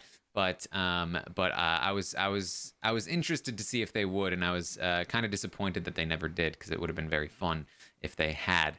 But we then are going to get into this thing here where Felix is going to subtly interrogate Alice, but it's very obvious what she's doing. And they're eventually going to be able to get to Manrika and say, hey, hold on, this is not one of us. She's like, I'm absolutely devastated. I've literally just stopped crying. And they're like, no, dude, it's obviously one of the other people. She's like, oh my God, that makes so much sense. So Manrika comes as well. This plan, which I think had legs, just if it played slightly differently. Mm-hmm. Instead of disbanding the OG family circle, it just made them so much stronger. And it was so unfortunate that it worked out that way. Completely brought them back together. And now they're coming up with a plan to trick the new players into thinking that their plan worked, which, like, at this point in the game, like, once they bond together, you know exactly what's going to happen, right? One of the new players is getting blocked, and they're probably going to come 5th in the ratings after making a play like this. And really the only fun left to be had in the show until the final is, you know, are they going to figure out which one it is? And you know, how tricked are they going to be? And so they play a game where they call each other weasels. They interrogate Tom a bit. They interrogate Alice a bit. Alice tries to make a play on Felix and says, oh, Felix tried to flirt with me, but it immediately is called out. And this is part of why they then are going to think that Alice is actually Pippa, and they think Femi. And Saeed is actually convinced that Tom is real, which is very funny because he's usually spot on with these reads, but completely gets fooled by Pippa and Joey, who I felt like they did a decent job of knowing their stuff, and that's obviously because they were given materials. But the actual dialogue of Tom, I thought, was so contrived. I couldn't believe anybody believed it. I think somebody, Felix at one point was like, stop reading out of your script of how to sound like a priest and start actually saying things. Because it was all like, oh, my child, God says, like, what priest always talks like that? Right? Like, I'm sure there are some, but not the beer-loving traveling priests, right? Not. No one speaks the way they text, right? And that's the big thing for me, is that I don't speak the way I would text someone. And I don't figure a priest would do that either. I don't figure Dot, like, that's the thing with Dot, was like, listen, I don't think Dot's sitting here speaking the way that she would be speaking in message. So it's definitely something that you can't, like, it just seems obvious that you're being fake, or even if you weren't, it doesn't come off authentic, because texting in and of itself is supposed to be a more informal approach. Now, am I in a text with any priest to tell you what they sound? No, I am not. So I don't have any knowledge there, but I also see how this is a thing. Like, priests are people too. Like, it's the same thing. Like, old ladies are also people. Like, you know, people sound like people for the most part. You know, you can't overact it. Yeah, I think the one thing that they did luck out with was that because the circle decided to make them a priest profile as Tom, and when they decided to, you know, start some drama, stir up some stuff, it worked out for them in the sense that people were like, well, there's no way a priest would do that. There's no way a priest would, you know, say something like this. But that's where I'm also like, you know, you gotta expect the unexpected in this game. Similarly, as you guys are thinking that, oh, it could be, you know, one of the new people, it could very easily be Tom, because it might not even really be Tom. And so that's where I think one thing that maybe people need to think about is, like, maybe any single person you're talking to is a catfish, and you need to think about it that, you know, you're more likely than not going to run into more catfish than real people. And we saw that this season. I thought there was an abundant amount of catfish. And then at the end, it was basically only Andy and Manrika who were the real people. So I think it did definitely help them. And I think it did create that drama when, you know, essentially people thought it was Alice. And then they're like, wait, did we get this wrong? Is this not, you know, a new person or whatever, or a person who's come back before. So I think it did at least make it entertaining that they didn't block Pippa and Joey. But because I think I had become more invested in the OGs banding together, I thought it would have been funny if they actually chose correctly. But the way things were going, it wasn't going to work out that way. Yeah. So we then get to campaign time, where they're all going to make a pitch for why they deserve to stay and win. Saeed says he'll use the money to help where he came from, Bangladesh. Tom, I did think this was probably the most impressive work that they did here, saying that they were going to use the money to help displaced families in Indonesia. Again, I imagine that came from the materials they got. Alice says, I don't deserve it over anyone else, but I would like it. Manrika says that she would use the money to help her mom. Felix says, real men cry. And being in the circle has helped her realize that. And she wants to fulfill her dream of making an outdoor training camp for children. Fisty bump. This really convinces Saeed that Felix is on the up and up. I think that many of these were condensed down for the show, given the reactions that people had to them. Like everyone was like, oh, what a great one from Felix. And I was like, what? He said real men cry. Like, what do you mean? I mean, sure. But, and then Andy gives this like speech about doors and mountains. And they're all like, wow, that was amazing. And I was like, I mean, it was fine. Again, I feel like there must have been more to this. I did appreciate what he said to us, though. He says, I want to win not because I've had it tough, but on the merits of who I am.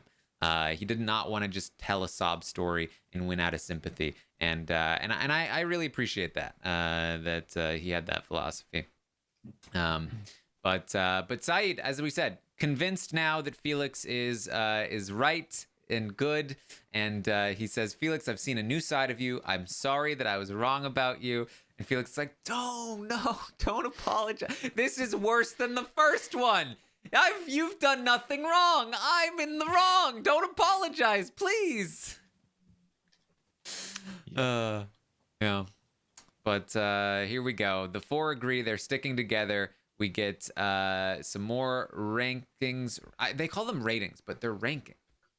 You're not rating anymore. Right. We then get the blow up here between Felix and Alice. Is there anything you need to tell me, Alice? And this is where I feel like Alice needed to just be like fully open, be like, yes, I tried this thing on you. I'm sorry, whatever. I feel like that was his only hope here. But instead, it's like, what do you mean? What do I need to tell you? I've been flirting with you. What? Oh, flirting? What do you mean? I don't know. I don't know what you're talking about. And Alice calls Felix out. Just like comes right at Felix, and Natalia just like hides behind her couch. She's like, oh my god. I do appreciate Alice taking off where Vithin really left off in just being a shameless troll. Just shameless, and inevitably getting caught for it as well. Not doing a very good job of it, but you know what? I appreciate for the TV-ness of it all. I appreciate it. Yeah, like to me, if I like you, Geneva, if I was to play the circle, my worst nightmare is being one of these last people to come in, obviously. I feel like if you're in that position and you're like, well, clearly I just spent 17 days in sequester. This show's gonna end in like 4 or 5 days. The first day or two, it's like, can I win? Realistically, do I have a shot here? Definitely. No. Okay, I'm just gonna burn bridges and make TV. And I think that's what Shabazz ended up having to do. Like, there's nowhere else to turn. Might as well turn it on a little bit and see where it goes. Have fun with it. Yeah, and Alice is like, you're a very big game player. You push the Nana Dot relationship, the circle couple, the bro with Andy, the Uncle Saeed, and flaunted it. But then even just hearing this quote, I was like, Natalia's in such a good position. So even though Alice is like, oh, you're a game player, because I feel like people like to use like game player and strategic and tactical like as a bad thing, but it's like, this is a social strategy game, so I don't necessarily find that bad. I find mad respect for people who are playing the game, because at the end of the day, you're trying to win $100,000. So for some people, they're going to do what they can to win. I don't think people need to take things personally, and call people names or things like that. But I think that really shows, like, even though, Alice is like, well, this is annoying because like I keep hearing you say this, and you notice that some people, when people get annoyed with people and they see their messages in the chat, they get to a point where they're like, oh, they don't really mean this, they're just saying this or whatever. But it's like, but that shows it's like, well, they're playing the game and they're playing it well.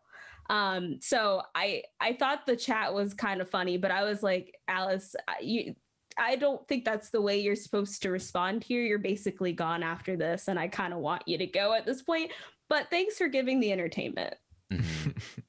Yeah, we then get a talk between Manrika and Saeed. Saeed has a quote that's very funny in context, speaking to Manrika, where he says that character is how you treat people who do nothing for you. There's a very funny thing to say to Manrika. She tells him that it's not the photos or bio that she's bonded with, it's him, which warms his heart. And she says that he makes her feel loved. And this is what they're, I think, trying to push. They're like, oh, they should be together, guys, don't you think? Not necessarily. We are then told that the rating results will not be revealed. The highest rated player will become the secret super influencer. They alone will choose who to block. And this is a terrible time for there to be a super secret influencer. Or secret super influencer. Sorry, not super secret. It's secret super. Because the numbers are too low. The numbers have dwindled down too much. The four will know that it's one of them.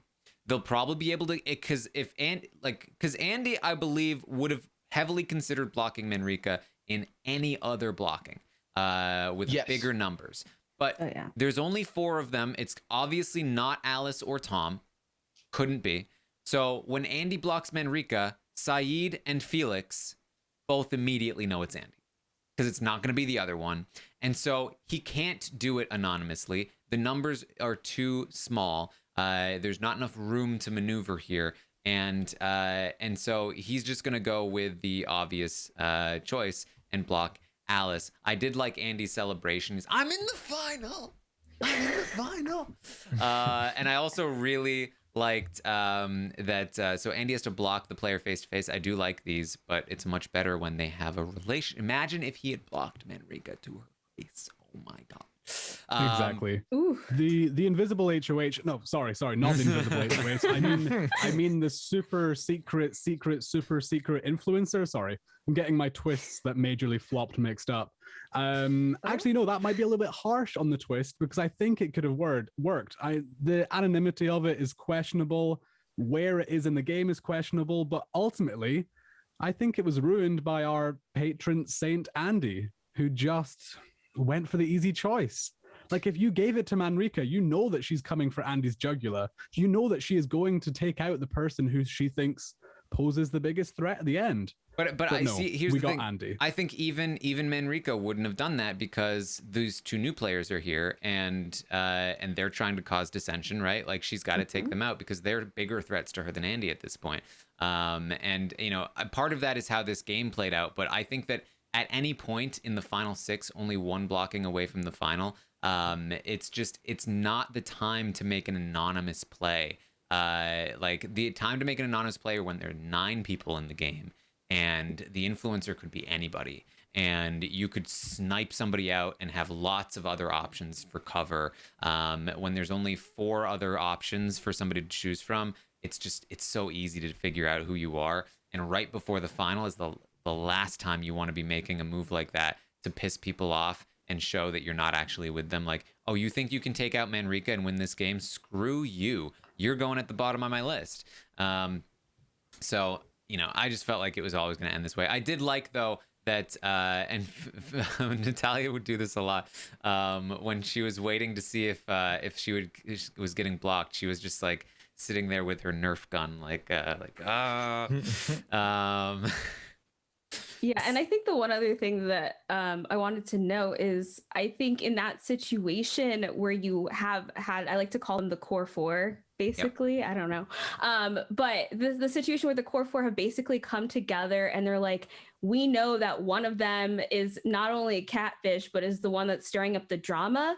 That's where I think even more so, if the, you know, I guess the secret super influencer decides to essentially block someone that is not one of those 2 people, that's the point where it's like, who knows where the ratings or rankings would have gone like in the finale, especially after they had all claimed they were going to stick together. And that's where, kind of like you were saying, Taran, that probably could have backfired for Andy in the end if he decided to be like Manrika. But, Andy did know, he's like, if I was going to be, game playing and I knew who I need to beat in the end or who's hardest to beat, it would be Saeed or Manrika.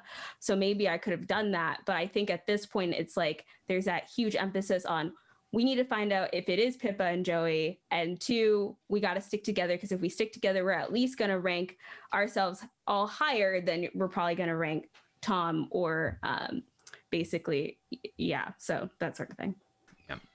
All right. So Alice gives the goodbye message. They realize, oh crap, Tom must be Pippa or Femi. And then they get some videos from home, which are nice. Tom is like, oh, Saeed is so vague about his message because Hashu didn't want to lie about it. But then Andy's very vague about his message. I saw my family. It was so nice. We then get to the final ratings. And this was very interesting right off the bat. Andy puts Saeed at number 1.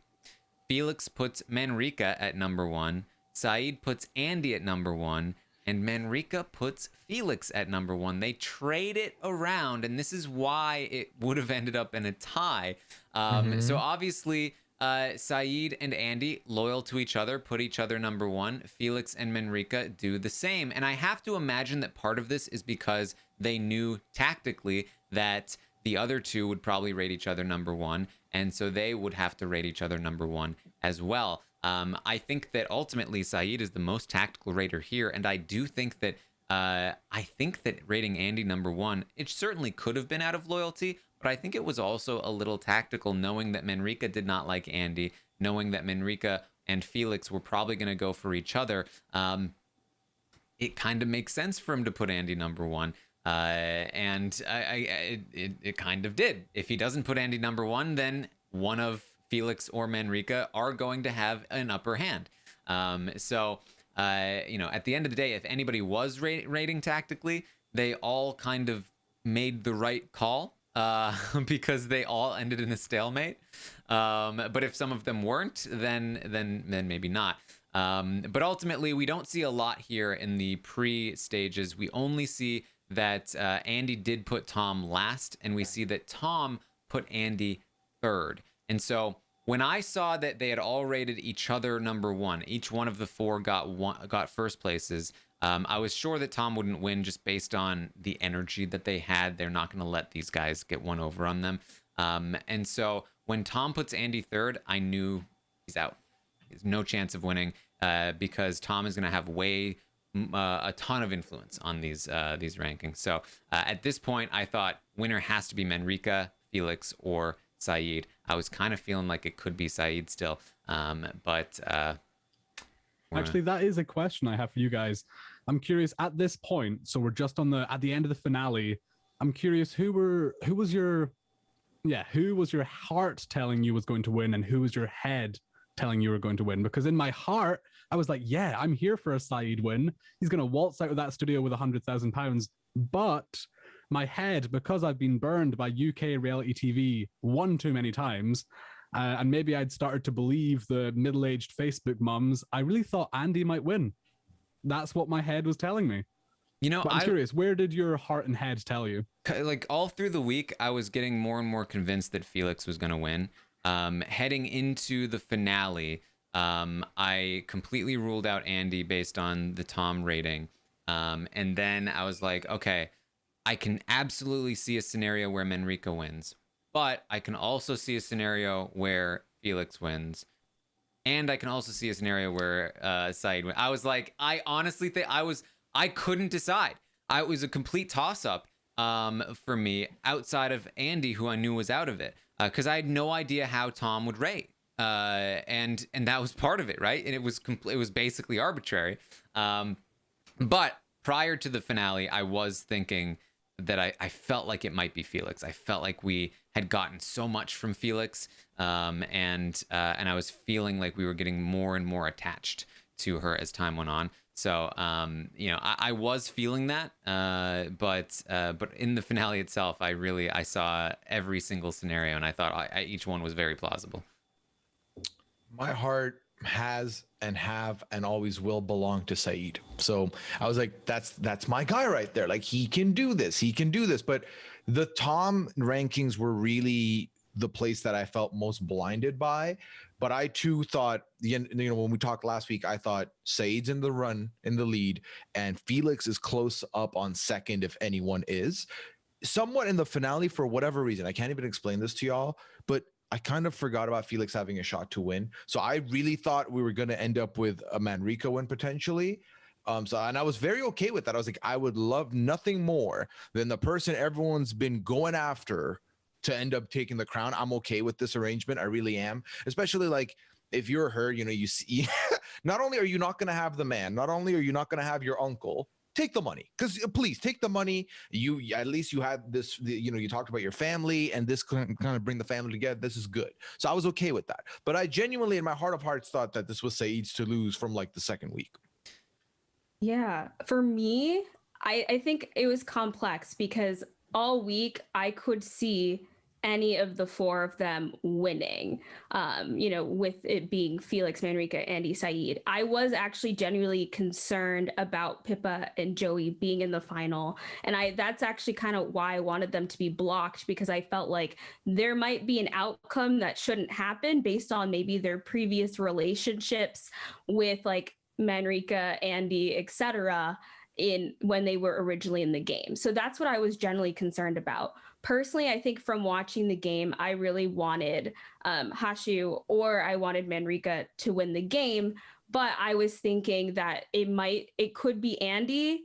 But as I was watching later on in these episodes and thinking about Felix's position, Felix had the bro, had the girl.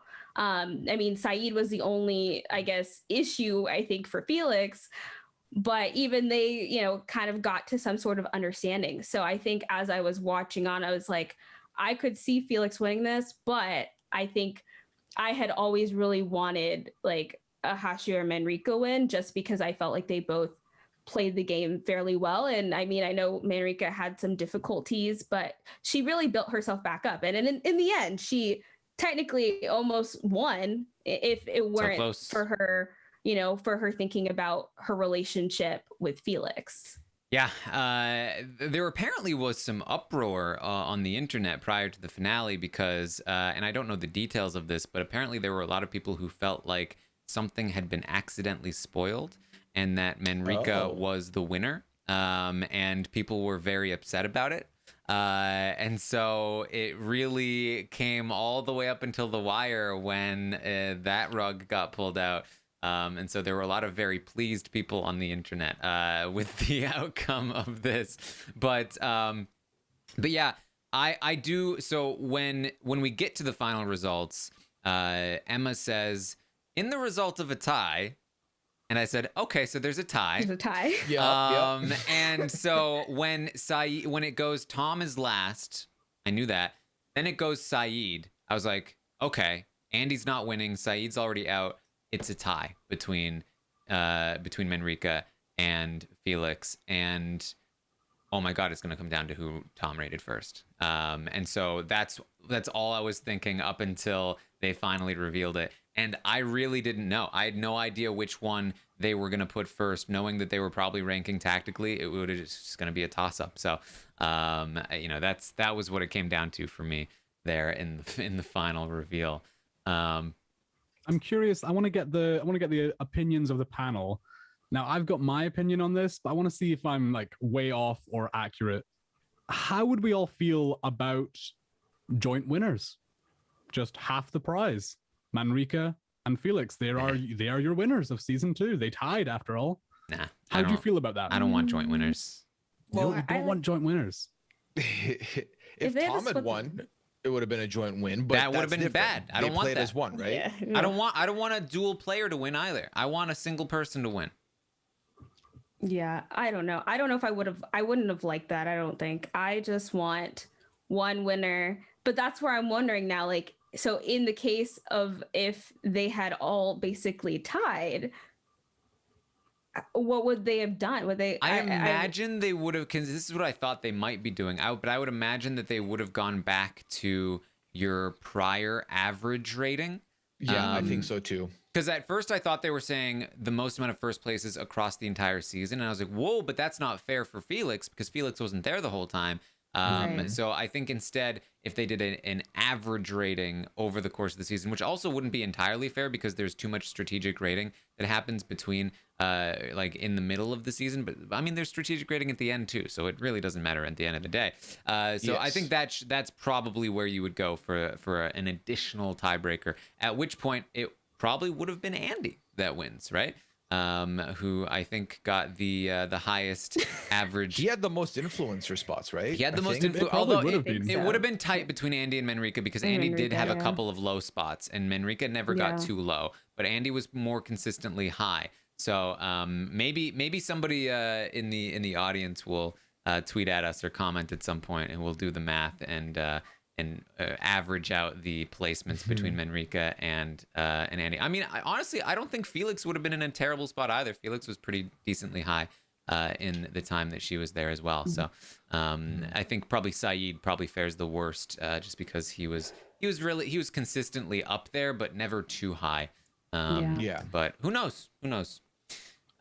So yes, we get to the meeting. We've talked about this, but I just still can't believe they did Saeed first. We then get Felix on her way, and of course, Manrika says, "Could you imagine if it was a catfish, a 40-year-old woman named Brenda?" Yeah. Felix comes in, and Felix also, Natalia also opens with the, well, it was kind of a social experiment for me. Well, I liked you and stuff, but did you not for 1 second feel bad? Every day I felt bad. Okay, now you're getting a little better.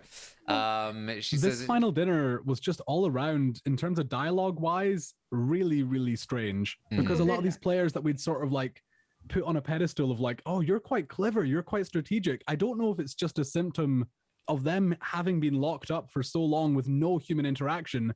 But man, there was some, whether it was like, hey, I'm the YouTube prankster, or yeah, it was a social experiment. Yeah, people did not play this well at all. I think it's just they're out of routine of talking to other humans. and Gemma also, when Gemma explained himself to Manrika, it was like, I wanted to see what it was like to play the other gender. Like, what are you, like, how is this your first thing to explain yourself? So Felix just keeps and I also Rowan, I take issue with what you called the dinner because there's no food. Where's the That's food? what I was Yeah, where's bothered the by. food? No They dinner. do not Why are eat. there plates? It's ridiculous. So Felix just keeps reading, I had your back to the end.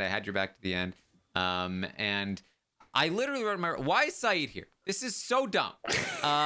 He's literally, Manrika eventually is like, okay, well, I guess we should do a cuddle or whatever. And he's literally like he's cracking jokes. He's cracking sitcom jokes. He's like, oh, a cuddle. I'll just watch you over here. Like, what? This is not the vibe that we should be getting in the final confrontation. And Saeed's like, oh, well, I was about to cut off your willy, but obviously I can't. Haha. Like, that would have been a great icebreaker after the dramatic conversation and Saeed comes in, right? But instead he's there and that's the confrontation. So Oh yeah, we love Saeed here. Like, his comedy has been a foundation for this series and why I've enjoyed it. But not now. Yeah. Just No, it's maybe because he knew he was playing a character. Like, even to do Saeed, he always had the voice, which made him make it more legitimate. And then now that he isn't Saeed anymore, he's like, yeah, I make prank YouTube videos. Yeah. But this is where I was kind of like, I don't know. This is the part of the episode that had the least amount of substance. I was hoping for way more. And I was just honestly disappointed. And I think it was probably because of the ordering and how they put people in there.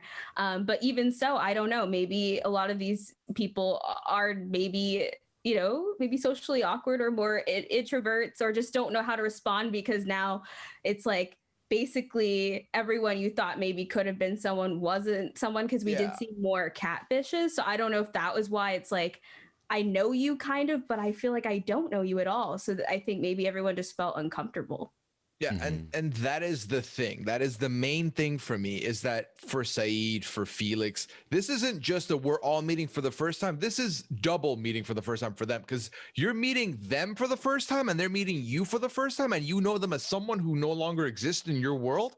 And if you are even remotely socially awkward, like you can tell Hashu is, it's like, what do I do with my hands? Like, does one normally sit here? Like right now, if Taran and Rowan decided to have an argument, or if I knew they had beef and then they're on this podcast and they're like throwing jabs, I'm not in the room with you. I'm on a call with you. I would literally be looking there as I'm talking, because I would not want to face any of you. Yeah. So like, it's a lot to handle. So I feel like even if I'm like, yo, he's going to give me all the comedy, in that moment, like you really can't. It's just too many layers upon layers of social dynamics that they are being introduced to for the very first time live on TV. It's a lot. Yeah, you can tell that they've rehearsed this in their minds so many times and they still screw it up. Manrika comes in and Hashu's like stands up. He's like, table for one. And she's like, who are you? It's like, but that was supposed to effortlessly convey to you in a humorous way that I'm Saeed.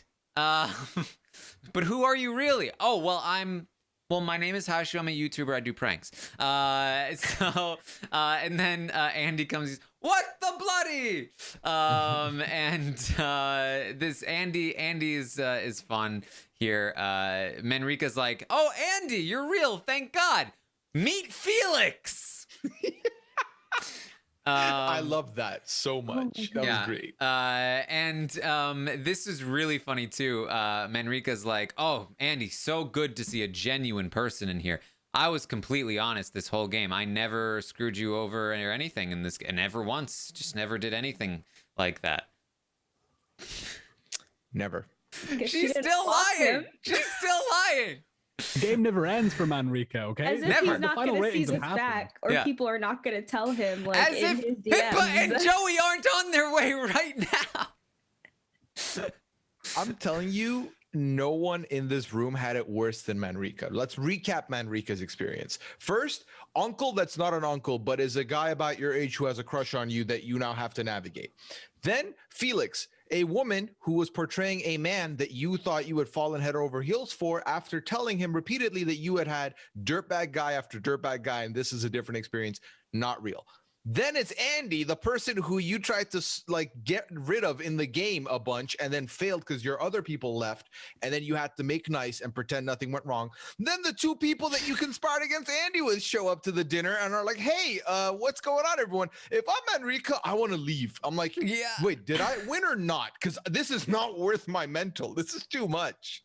So Pippa and Joey come. I don't know if you guys caught this, but this was one of the funniest moments of the entire finale to me. They're doing the dramatic walk, Pippa and Joey, and then it's time for them to take a turn down the corridor. Joey turns and Pippa keeps walking straight forward, and they just do a jump cut to Pippa turning with Joey. Like, you had months to edit this. You left in this jump cut of her going the wrong direction. Just reshoot the walk, retake it. I'm sure you could have retaken it. Exactly. It would have been fine. Oh, I mean, all they needed to do is cut before she doesn't turn, back to the room, back to the turn, or just cut the turn entirely. Like, there's so many options you have as an editor. I have no idea how this made it to the final edit. The editor got tired. They were tired. They're just like, okay, I'm over this now, so I'm just gonna leave this in here, see if anyone notices. And are we shocked that at the end of the day, after the four got revealed, that these two were the afterthought in the editing room? I don't think so. It made complete sense. It was like, listen, we got the meat and potatoes. We're good. Yeah. Well, they come in. It's like, oh, it's Pippa and Femi. Well, it's actually Joey. And they actually didn't really get that much of that because obviously the Femi obviously exposed himself already.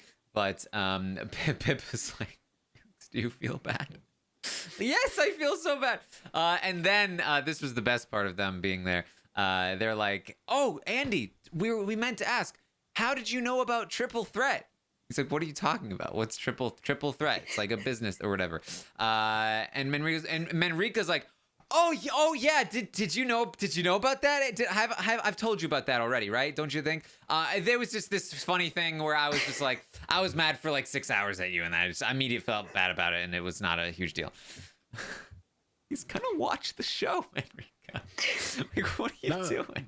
That was a little highlight of a final dinner that kind of underwhelmed. I really liked that little bit because it's exactly as you said, Taran. You saw Manrika scrambling, and it was really, really funny.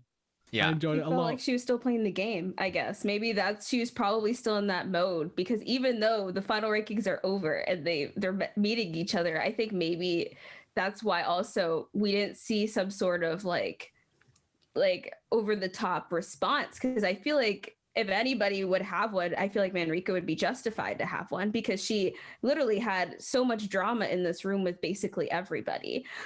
So I think maybe she just in her head, she was like, I'm still playing the game. So Andy, I never turned on you. And that's why I noticed too, what was very interesting was like, everyone was like, I had your back the whole time. I had your back the whole time. And I don't know if that was like people's indirect way of saying like, I ranked you probably high, or if just like people still felt like they were in game mode. And so they kept telling people like, we still had something that was genuine because I had your back in the game. I think it was the way of saying like, hey, I wasn't trying to fool you. I was really with you. Right. And so, that's what we get. I will say, I feel like watching, especially this week, really, it just brought me to this idea. Obviously, the whole concept of the circle is that, hey, social media, it can be shallow and vapid. What is the reality of this situation? Can you play a social game? But I feel like the social experiment part of these shows, are kind of secondary often to the game or the drama or whatever. But this one really made me think about interaction via text, right? Because when you watch Manrika and you watch these relationships unfold, it's such a contrast between something like The Circle and Big Brother. Manrika could never do what she did in Big Brother the same way that she did it in The Circle. She actively despised these people and could very, very well hide it via text. She could have lots of text conversations. She could be like, I hate you, I love you in text. You can't really do that. You can't really do that in person. In Big Brother, when people don't like each other, it's much harder to fake because you don't hang out with them as much. You're at your physical location, the way that you have your body language towards them, the way that you speak to them. There are so many more cues, and I know this is very obvious, but I think that it really does kind of point to something that I found really interesting about the nature of like online communication, and that is something that we do a lot, and sort of like how easy it is to hide and fake, and how you really are missing something. And I'm not that person. I'm not that person that's like, oh, we're all going to hell because we're using texting too much, or like the degradation of society. I don't think it's that deep, but I find it really fascinating, just how deep in that hole you can go, where even Manrika, the person who was faking the most, was also the person that got tricked the most into thinking something was genuine when it was completely fake. And I think there's just so much fascinating sort of analysis and intrigue there to look into when it comes to the nature of just text only conversation, and how much it really can trick people and trick people into thinking it's the same thing as something else. Not that you can't trick people in other ways, but it really interested me, Rowan. I think it's fascinating. I agree with all the points that you're bringing up. I think if any sort of show deserved, now it's far from the perfect show. We have elaborated on that at length. But if any show deserves a sort of dissertation or a university essay written about it, I think it is The Circle. It is truly unique. It's a truly unique sort of representation of modern day society. And yeah, I'm excited to see where it goes. I really am. Yeah, it's almost like an imitation of real relationships, and that's what you see with the middle school romance and the Circle fam, the uncle, the siblings, and it's like they've created. And we talk about this, like, you know, reality shows are often like, oh, it's a mock society, but this really is like it's an imitation of reality, and it's so interesting. Yeah, like for me, I'm someone who, you know, I brought her up already once today, but I met Liana through the podcast, but our relationship grew over text primarily. It was a lot of text. Obviously, there's video chats that go and get involved with Skype calls, Google Hangouts, whatever you want to call them. But I'm someone who does well with texting. Mm-hmm. Again, if I'm going on dates with Liana regularly, face to face, I don't know if I can give off the same person who I am when I'm texting. It's vastly different. So the fascination for me in this show is that you're seeing that side of people getting exercised. You're seeing the textual side getting exercised, because like I've had moments here where like I'll be chatting with somebody and they'll say something and I'll roll my eyes. It's not that deep. I'll roll my eyes in the moment, but I don't hate them. I don't have a problem. If I did that to them in person, I despise them. I'm an ass for doing that in front of them. So it really is different. They are two different ways to be.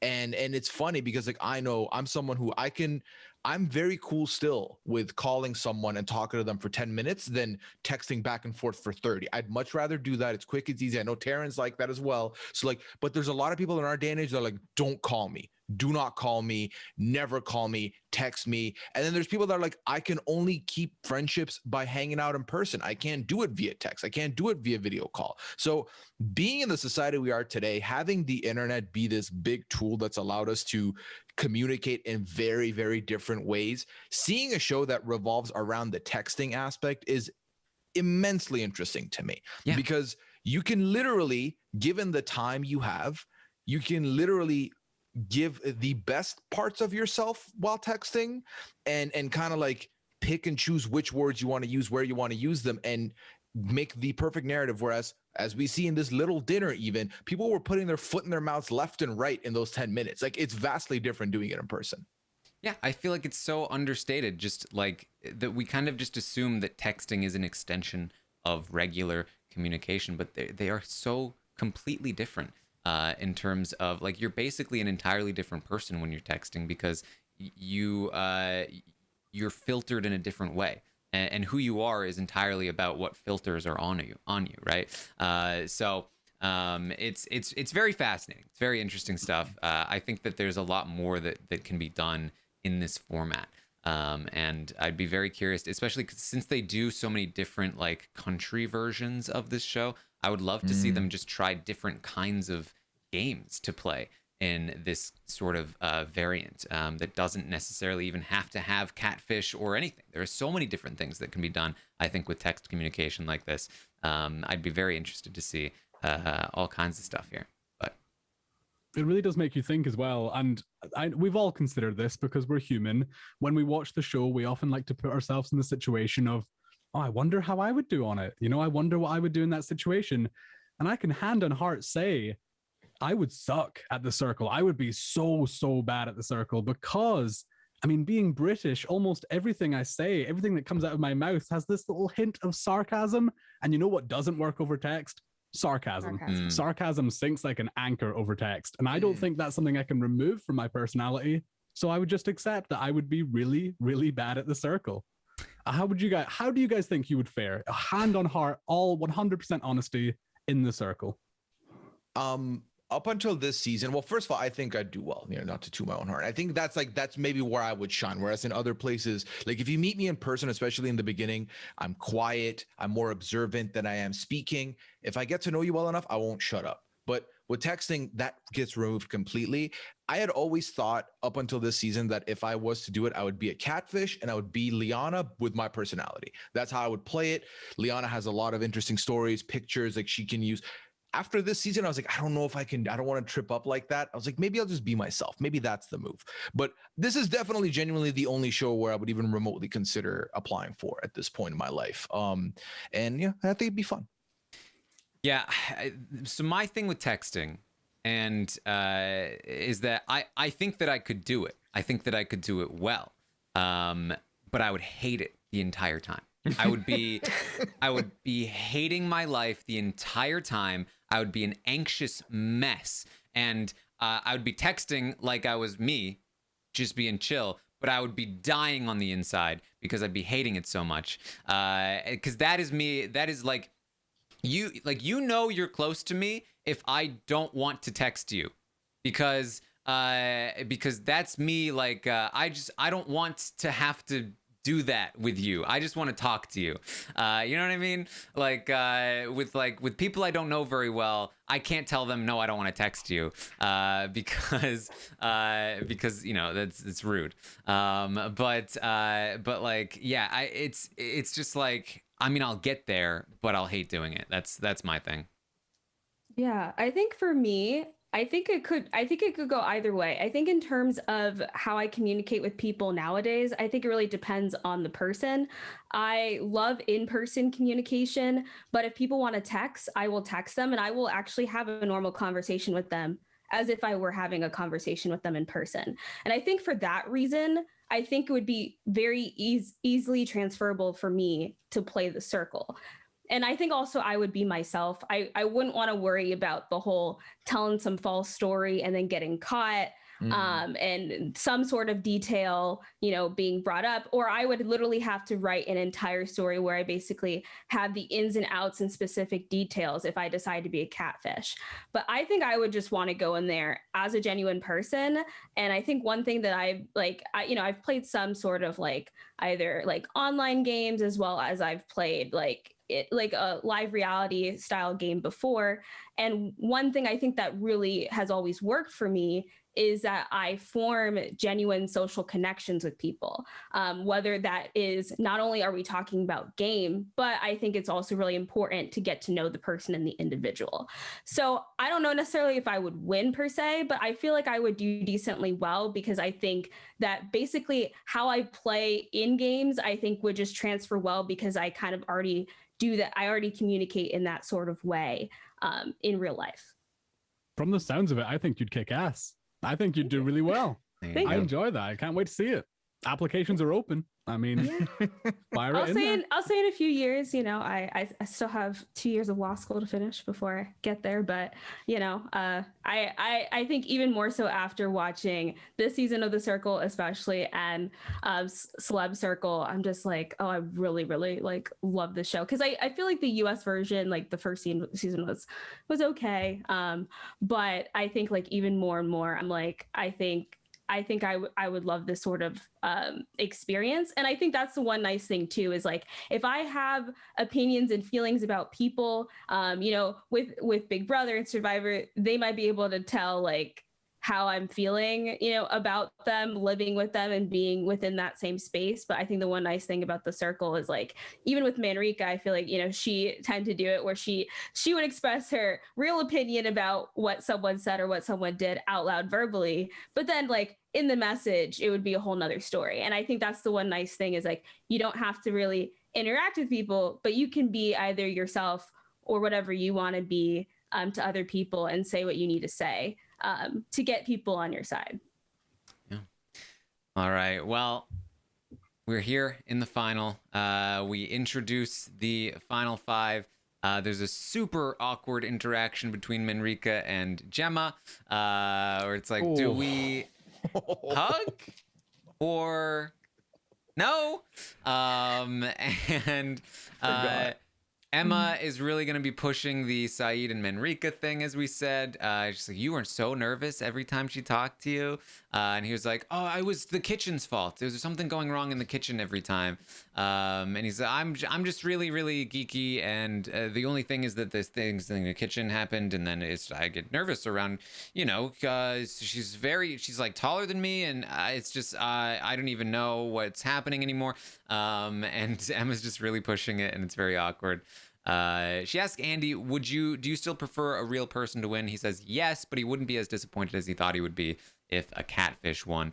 I feel like I've seen Andy talk, and he basically was like, yeah, I went in not wanting a catfish to win, but I honestly didn't really care, like 2 days in. Like it didn't matter to me anymore because I liked Saeed so much, and he ended up liking Dot so much, and so on and so forth. So I think that for some reason they really want the Andy character, I think, on the show to be like anti-catfish. I guess because they want that tension of like, oh, the catfish are going to be in so much trouble, but then they don't even have the confrontation between the ones that actually matter. So, yeah, Felix is our winner. Yay! Yay, Felix. Well, I closed the fist up. It's fine.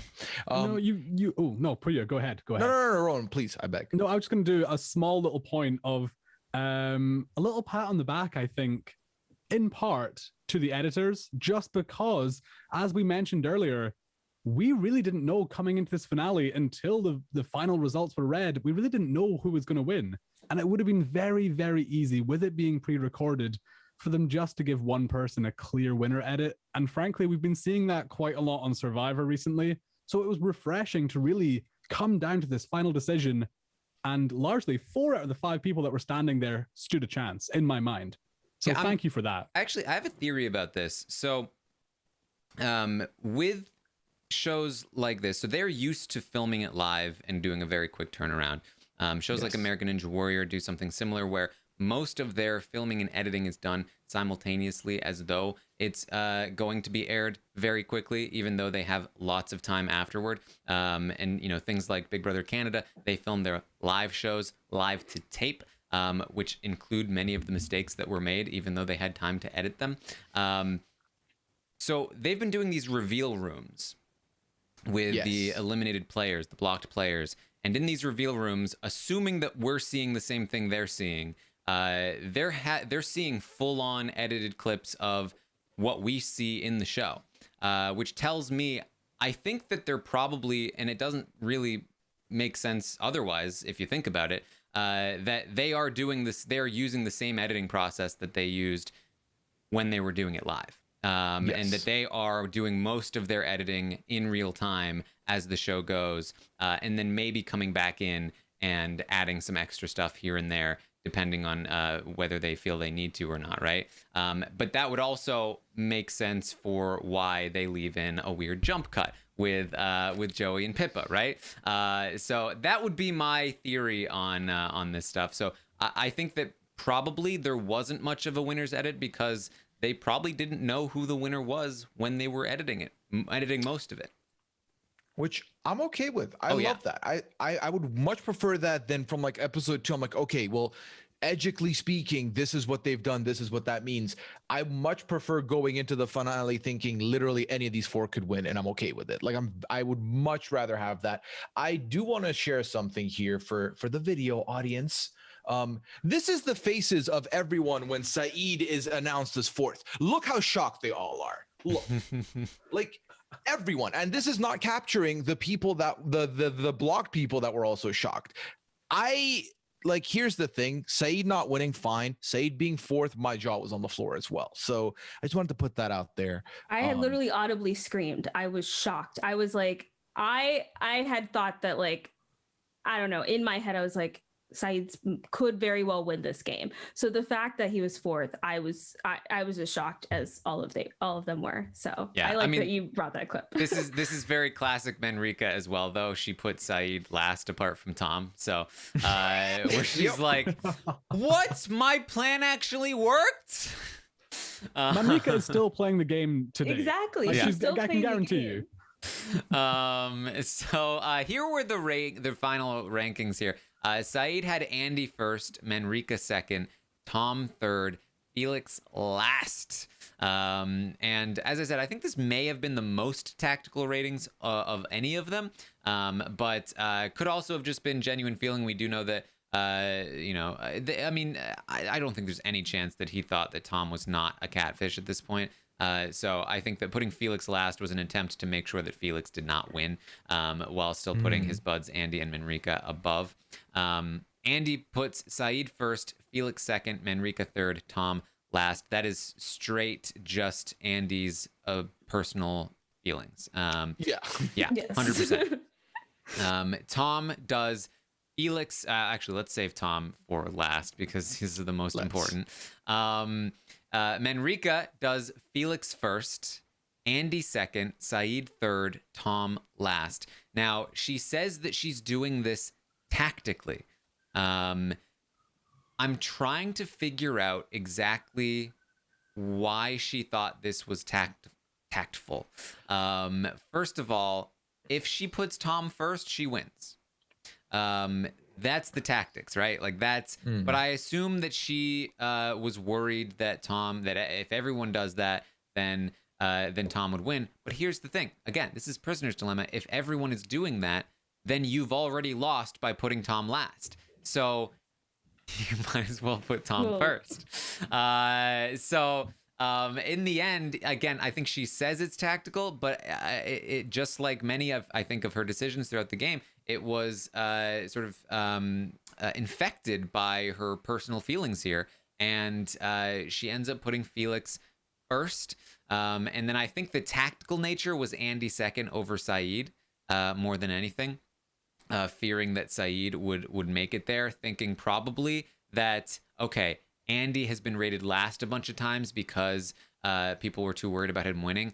He's probably somebody I can afford to put second. And Saeed is somebody that could probably sneak up and win this. So I'm going to put him third. And Felix, I can only imagine she puts Felix first, assuming that maybe that Saeed is going to put Felix low. Maybe assuming that Tom will put Felix low. Maybe that's what it is. And maybe part of it too is, look, if it's not going to be me, I hope it's him, right? And then when we have a life together, we can share the money. There is a world where Manrika could convince me or try to convince me that rating Felix number one was tactical. It was fully strategy because I believe in the ratings that preceded the final, Felix was in last place. He was rated last. So maybe in her mind, that makes sense. Now that she could get away with that if she hadn't also have rated Felix first in like the last 8 ratings. And that's that's the nail in the coffin for me that makes me believe this was head over heart. And again, heart over head. Yeah. Yes. If Tom had been first, then I would have been like, okay, definitely tactical ratings, right? But yeah. I mean, I just messed around with my Google Sheets. Here's the messed up part with this tie vote. Outside of her putting Tom first, if she had put Andy first or Saeed first, they would have tied and that person would have won. So it's so sad. So like all she could have done was put Tom first to win at that point. The same is true for basically anyone, right? Except for Saeed, who was screwed by Tom. Yes. That basically, if anybody had put anybody else first, that person would have won. That was Manrika's. Felix puts Manrika first, Saeed second, Andy third, Tom last. This was a little surprising to me that Saeed was second. That definitely screams slightly tactical to me, considering that she, I think, was closer to Andy in the game. But obviously, it was the correct move here to put that in play. But also doesn't put Tom in first. Nobody does. Nobody puts Tom anywhere higher than third place where Saeed put him. And like I said, any single one of these players apart from Saeed, so Andy, Manrika, or Felix, could have won the game by putting Tom first. So I guess you really can only say that to Andy and Manrika, considering Felix already did win the game. But then Tom decides the order. Tom is last place. Tom puts Saeed fourth. Saeed gets fourth place. Andy third. Andy gets third place. Manrika second. Manrika gets second place. And Felix first wins the game. There you go. Your decisions were made by Joey, aka Femi, and Pippa, aka Pippa. that is the end of it. Interestingly enough, again, did the numbers moving around a little bit. If Felix does put Andy second and Saeed third, then there's a three-way tie for first place, which is just insane to think about. But then obviously Felix would still win because Tom said, Felix, you are the winner. Yeah. And I would love to hear from from Joey and Pippa for like what their tactical reason was for putting Felix first. I would assume that it was those ratings. Felix was last prior, and feeling like, again, Saeed doesn't like Felix, so hopefully if Saeed puts Felix low, I can afford to put him high. Massive impact that those final ratings were not revealed. We never, I don't think even we saw the results of those ratings. We just saw that Andy was first, but the fact that the last ratings results, right, were, let me see if I can find them here. The last time we saw any results in the ratings, it was Felix in last place, followed by Dot, followed by Andy, and Manrika and Saeed were first, tied for first. That was really bad for Saeed. I think that's probably what cost Saeed the win, getting that influencer and then not having the results revealed in the following ratings, where Saeed was certainly lower. Andy was definitely helped by it, but he had been influencer so many times, I think it wasn't going to help him much at all. Manrika, obviously, apart from Tom, nobody was ranking Manrika high for tactical reasons. They were ranking her high for emotional reasons. And Tom ends up putting Manrika in second place. I'm not sure why. I don't know why they would have thought that Manrika would be low, but maybe they assumed that other people might be ranking tactically. I'm not sure, but in the end, that's what it comes down to. They end up in a stalemate with each other, and then Tom decides the winner because none of them took that prisoner's dilemma and took the win for themselves by putting Tom at the top. And that's our season. That's what we got. There is one final question that I would like to pose to the panel. I've been seeing a little bit of buzz about it on Facebook and Twitter. I don't know why I go on Facebook. I'm not going to get like sane, reasonable argument, but it's quite fun just to see the middle-aged mums sort of arguing. What I have seen a little bit of buzz around, and I feel strongly about this, but I want to hear some other opinions before I just completely go in on it. Seen a little bit of buzz around people saying they think it should all come down to a public vote. The public should decide the winner. Opinions, please. So given that the Circle, we just credited them for at least like editing in real time, so it keeps everything open. You could argue that, but then someone like Manrika has no shot to win at all. Someone like Saeed, I love Saeed. So for me, Saeed would have won the season, right? If it was public. I'm okay with that, but I wanted Saeed to win it from the peers, not from the audience. And I think that's the main takeaway for me, is that should definitely not be the case, because then all it does for future seasons is makes it so that you come in as the best, nicest version of yourself, and it removes the rawness of being mad at people. It takes the rawness out of, I'm going to go confront them when I meet them because I'm mad at them. Like, it takes all of that out. So I would like for that not to be a part of the Circle. Yeah. I wouldn't want them to play, I wouldn't want people to play for the audience. I think that probably would take out the entertainment value of the show. And I think because the whole show involves you ranking your fellow players, I think why change it for the last ranking? I think you go through this whole journey of this game for a few weeks where you're interacting with these people, getting to know each other, and ultimately, I feel like that final decision should come down to the people that you're playing with, and you should decide who ultimately gets the money. And I think the people who are watching definitely will, some people probably have certain biased opinions, and some people respect strategic gameplay. Some people just want the nice, genuine person. And that's where I think an audience vote would make it very flawed. Yeah, I mean, obviously, I think if you ask people on this podcast in this country, you're going to get this answer. Obviously, the culture is a bit different in the UK. They're a lot more used to audience votes. They do have shows that are successful with that format. But I don't know that this is the show that would work for that quite as well. And at the end of the day, Big Brother US is still going strong. Big Brother UK, not there anymore, right? I think there's a reason for that. I think there's a lot more longevity to letting them manage themselves. And I actually think that, we started the season talking about how the end, the ending of this game is flawed because of how the ratings happen. But, going through the season, I think I was reminded of why it worked in season 1 and why it didn't in season 2 and why it might have not worked in this season. And I think that reason is that they're allowing new players in the end. I think that the final actually is kind of fine as long as it's full of people who have been there for a while and their story and they have relationships with one another. Because if that's the case, then even if it is a little bit random, there's still something to it. It's, do they rank on their relationships or do they rank on tactics? And if they rank on tactics, does that screw themselves over, or does it screw their friends over, or does it get them the win? If Manrika had rated Tom first and won this game because of it, that would have been an amazing story. And it would have pissed off the audience and it would have got them like all riled up. And then next time they would have been like, man, I really hope that doesn't happen again. Right? Like, it just like that for me is great television. And I believe I saw that this finale was the highest rated finale of any Circle finale. Like, they're making moves here. They're doing well.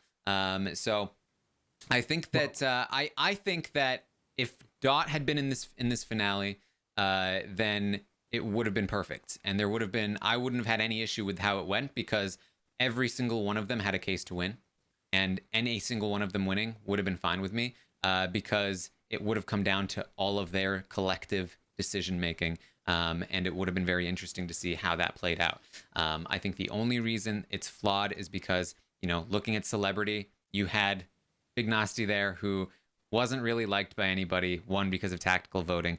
It was fun. It was a 6-episode season. It wasn't a big deal, but kind of exemplified some of the flaws, right? Season 2, when Patty wins, it's like, really? Definitely highlighted the flaws. But season 1 was great because any one of them from season 1 winning would have been great. Every one of them had a story. Every one of them winning would have been interesting. And I think when you can get a group of people where any one of them winning is interesting, then you can have a final that is like this. I don't think you even need to change it up, although I would love to see a different version of this, and I would love to see a different way to end the game. I think that the better solution is to just not force new players into the final. Let the established players get there, and it'll be a lot more fun. And I wonder if there was that paranoia that Tom would win as a new player who has not been there at all, regardless of who Tom is. And I wonder if that's why people in their mindset were not like, I'm not going to rank Tom higher and risk Tom winning. And so maybe some people felt that I'm just going to rank him lower. I think maybe all of those scenarios with the whole Alice and Tom thing really brought the OGs together. And basically, aside, from the whole, I guess, Saeed situation, everyone basically kept their OG people in the top, probably because they're like, it doesn't make sense for Tom to win this game. And so I think that maybe that could have been something going through Manrika's mind about why she didn't even think to rank Tom much higher. I think you're absolutely right. I think the problem is that if you continue along that line of thought logically, it actually doesn't make sense to do it, because it's like, well, I want to make sure Tom doesn't win, so I'm gonna rank him low, and I'm gonna trust that other people are ranking him low. But Tom can only win if the other people don't fulfill that trust and they rank him high. And if they're ranking him high and you end up ranking him low, all you're doing is guaranteeing that you lose and he still might win. So there is zero downside to putting Tom first, because if everyone else follows through, he still doesn't win, and now you do. And if everyone doesn't follow through, then he probably would have won anyway, and you just would have guaranteed your own loss. So it's actually kind of a no-brainer, and it's kind of surprising that it hasn't happened more often. And I think the longer the show goes on, the more people will realize that that is the no-brainer choice. So I that's do the thing wonder to how watch out long they for. have to really think about these rankings, though. And because I feel like if they had time to think about it, then maybe they would come to the conclusion that you've come to, Taran, which I think definitely makes a lot of sense. But then I think if they have only like, who knows, a few minutes, I think you're going to be like, well, I don't want Tom to win, so just put him at the bottom. But then not realizing that could also prevent you from winning, like we saw with Manrika. Mm-hmm. I think that ultimately, in looking at quickly while we were having this discussion, looking at the season 2 cast, looking at the season 3 cast, Patty comes in day 10, Felix comes in day 5. I think there's a sweet spot here where, like, by day 8, maybe day 9, lock up the new entries, have it like, I don't think there's going to be a problem if the circle starts off with, if you want to have a cast of like 14, start the season off with 10 people, 12 people even, and then have like one, maybe a second time where you inject 2 people in, then lock it up. I don't think you're going to have any flaws. I don't think people are going to be out on it. I don't think there's going to be a big uproar about it, and you get all of your best characters, like someone like Shabazz, who comes in as Alex.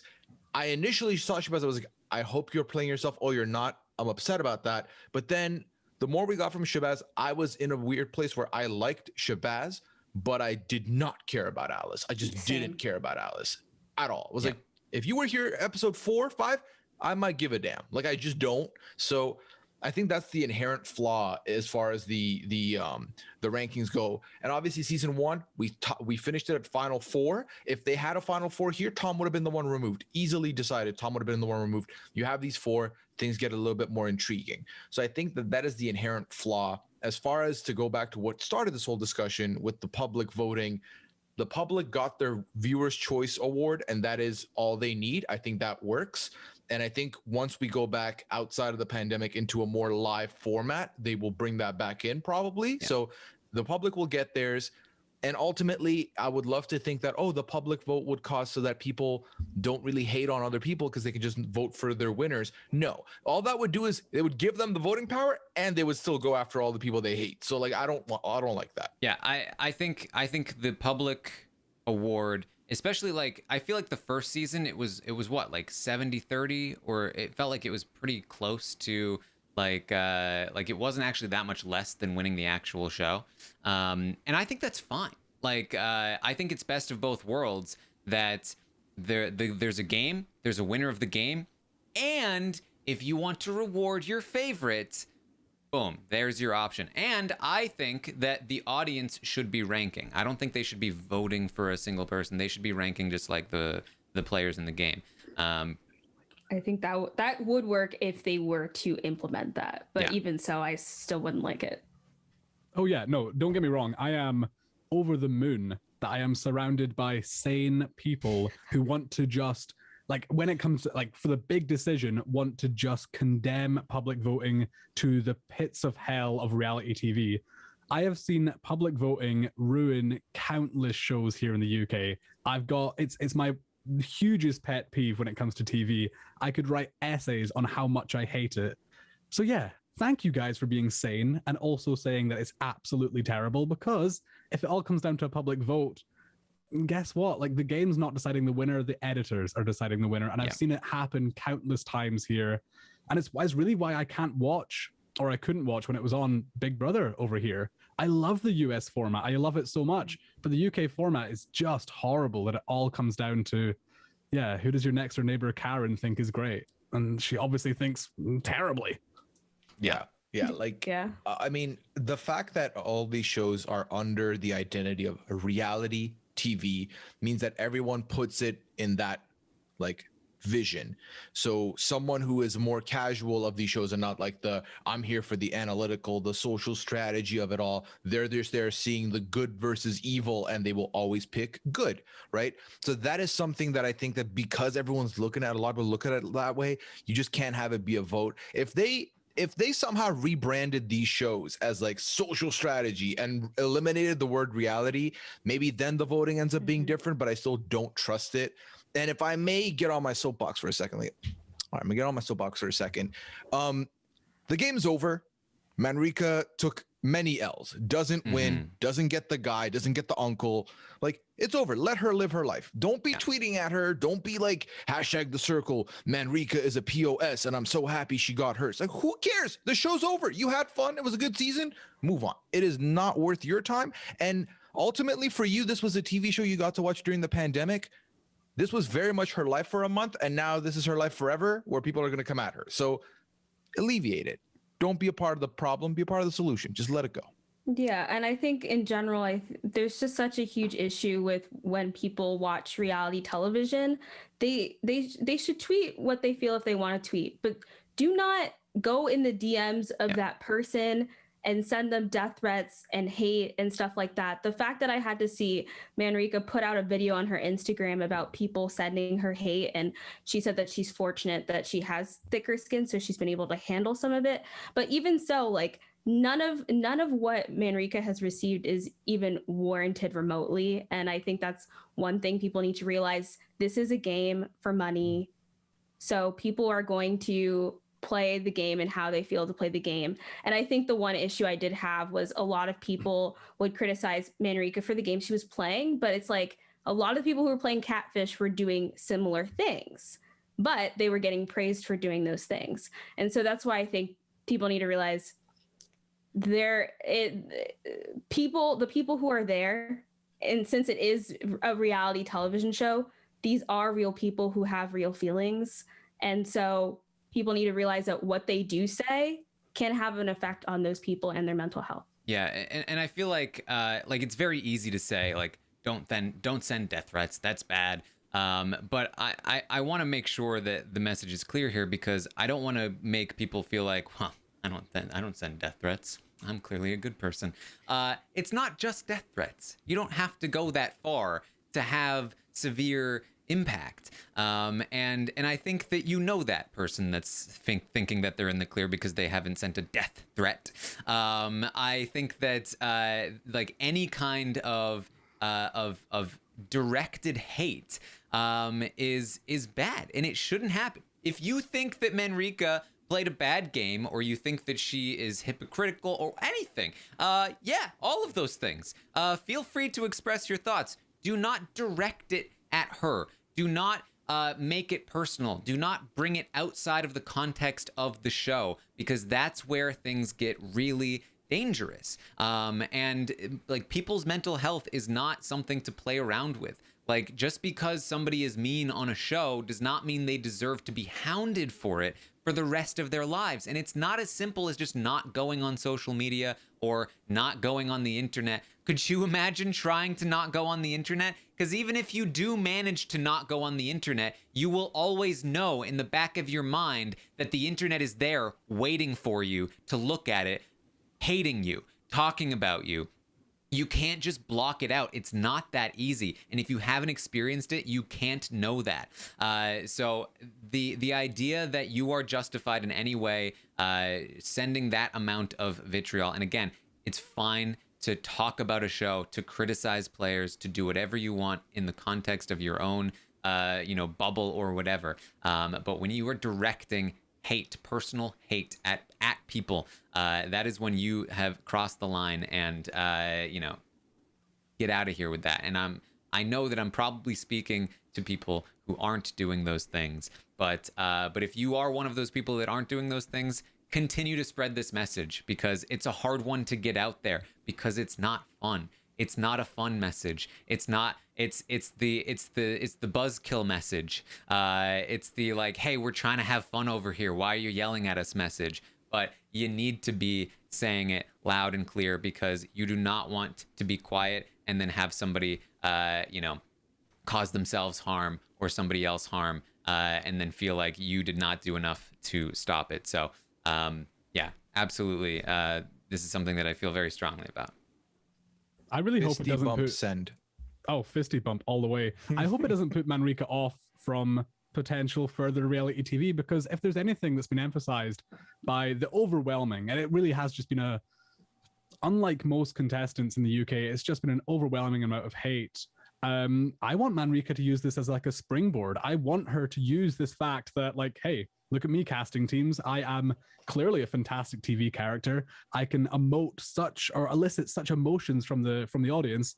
I want to see Manrika on, I think the challenge would be a lovely, ideal fit for her. I would absolutely love to see her on that. But frankly, I'd watch Manrika in most reality TV shows because she would deliver. Yeah. Yeah. Yeah, she was, at least for me, like she was definitely a huge center of the season and was one of the rising stars that came out of it. Also, I'd say, Hashu definitely. But I'd say that Manrika really, really, I think, showed what is possible of playing yourself, but also,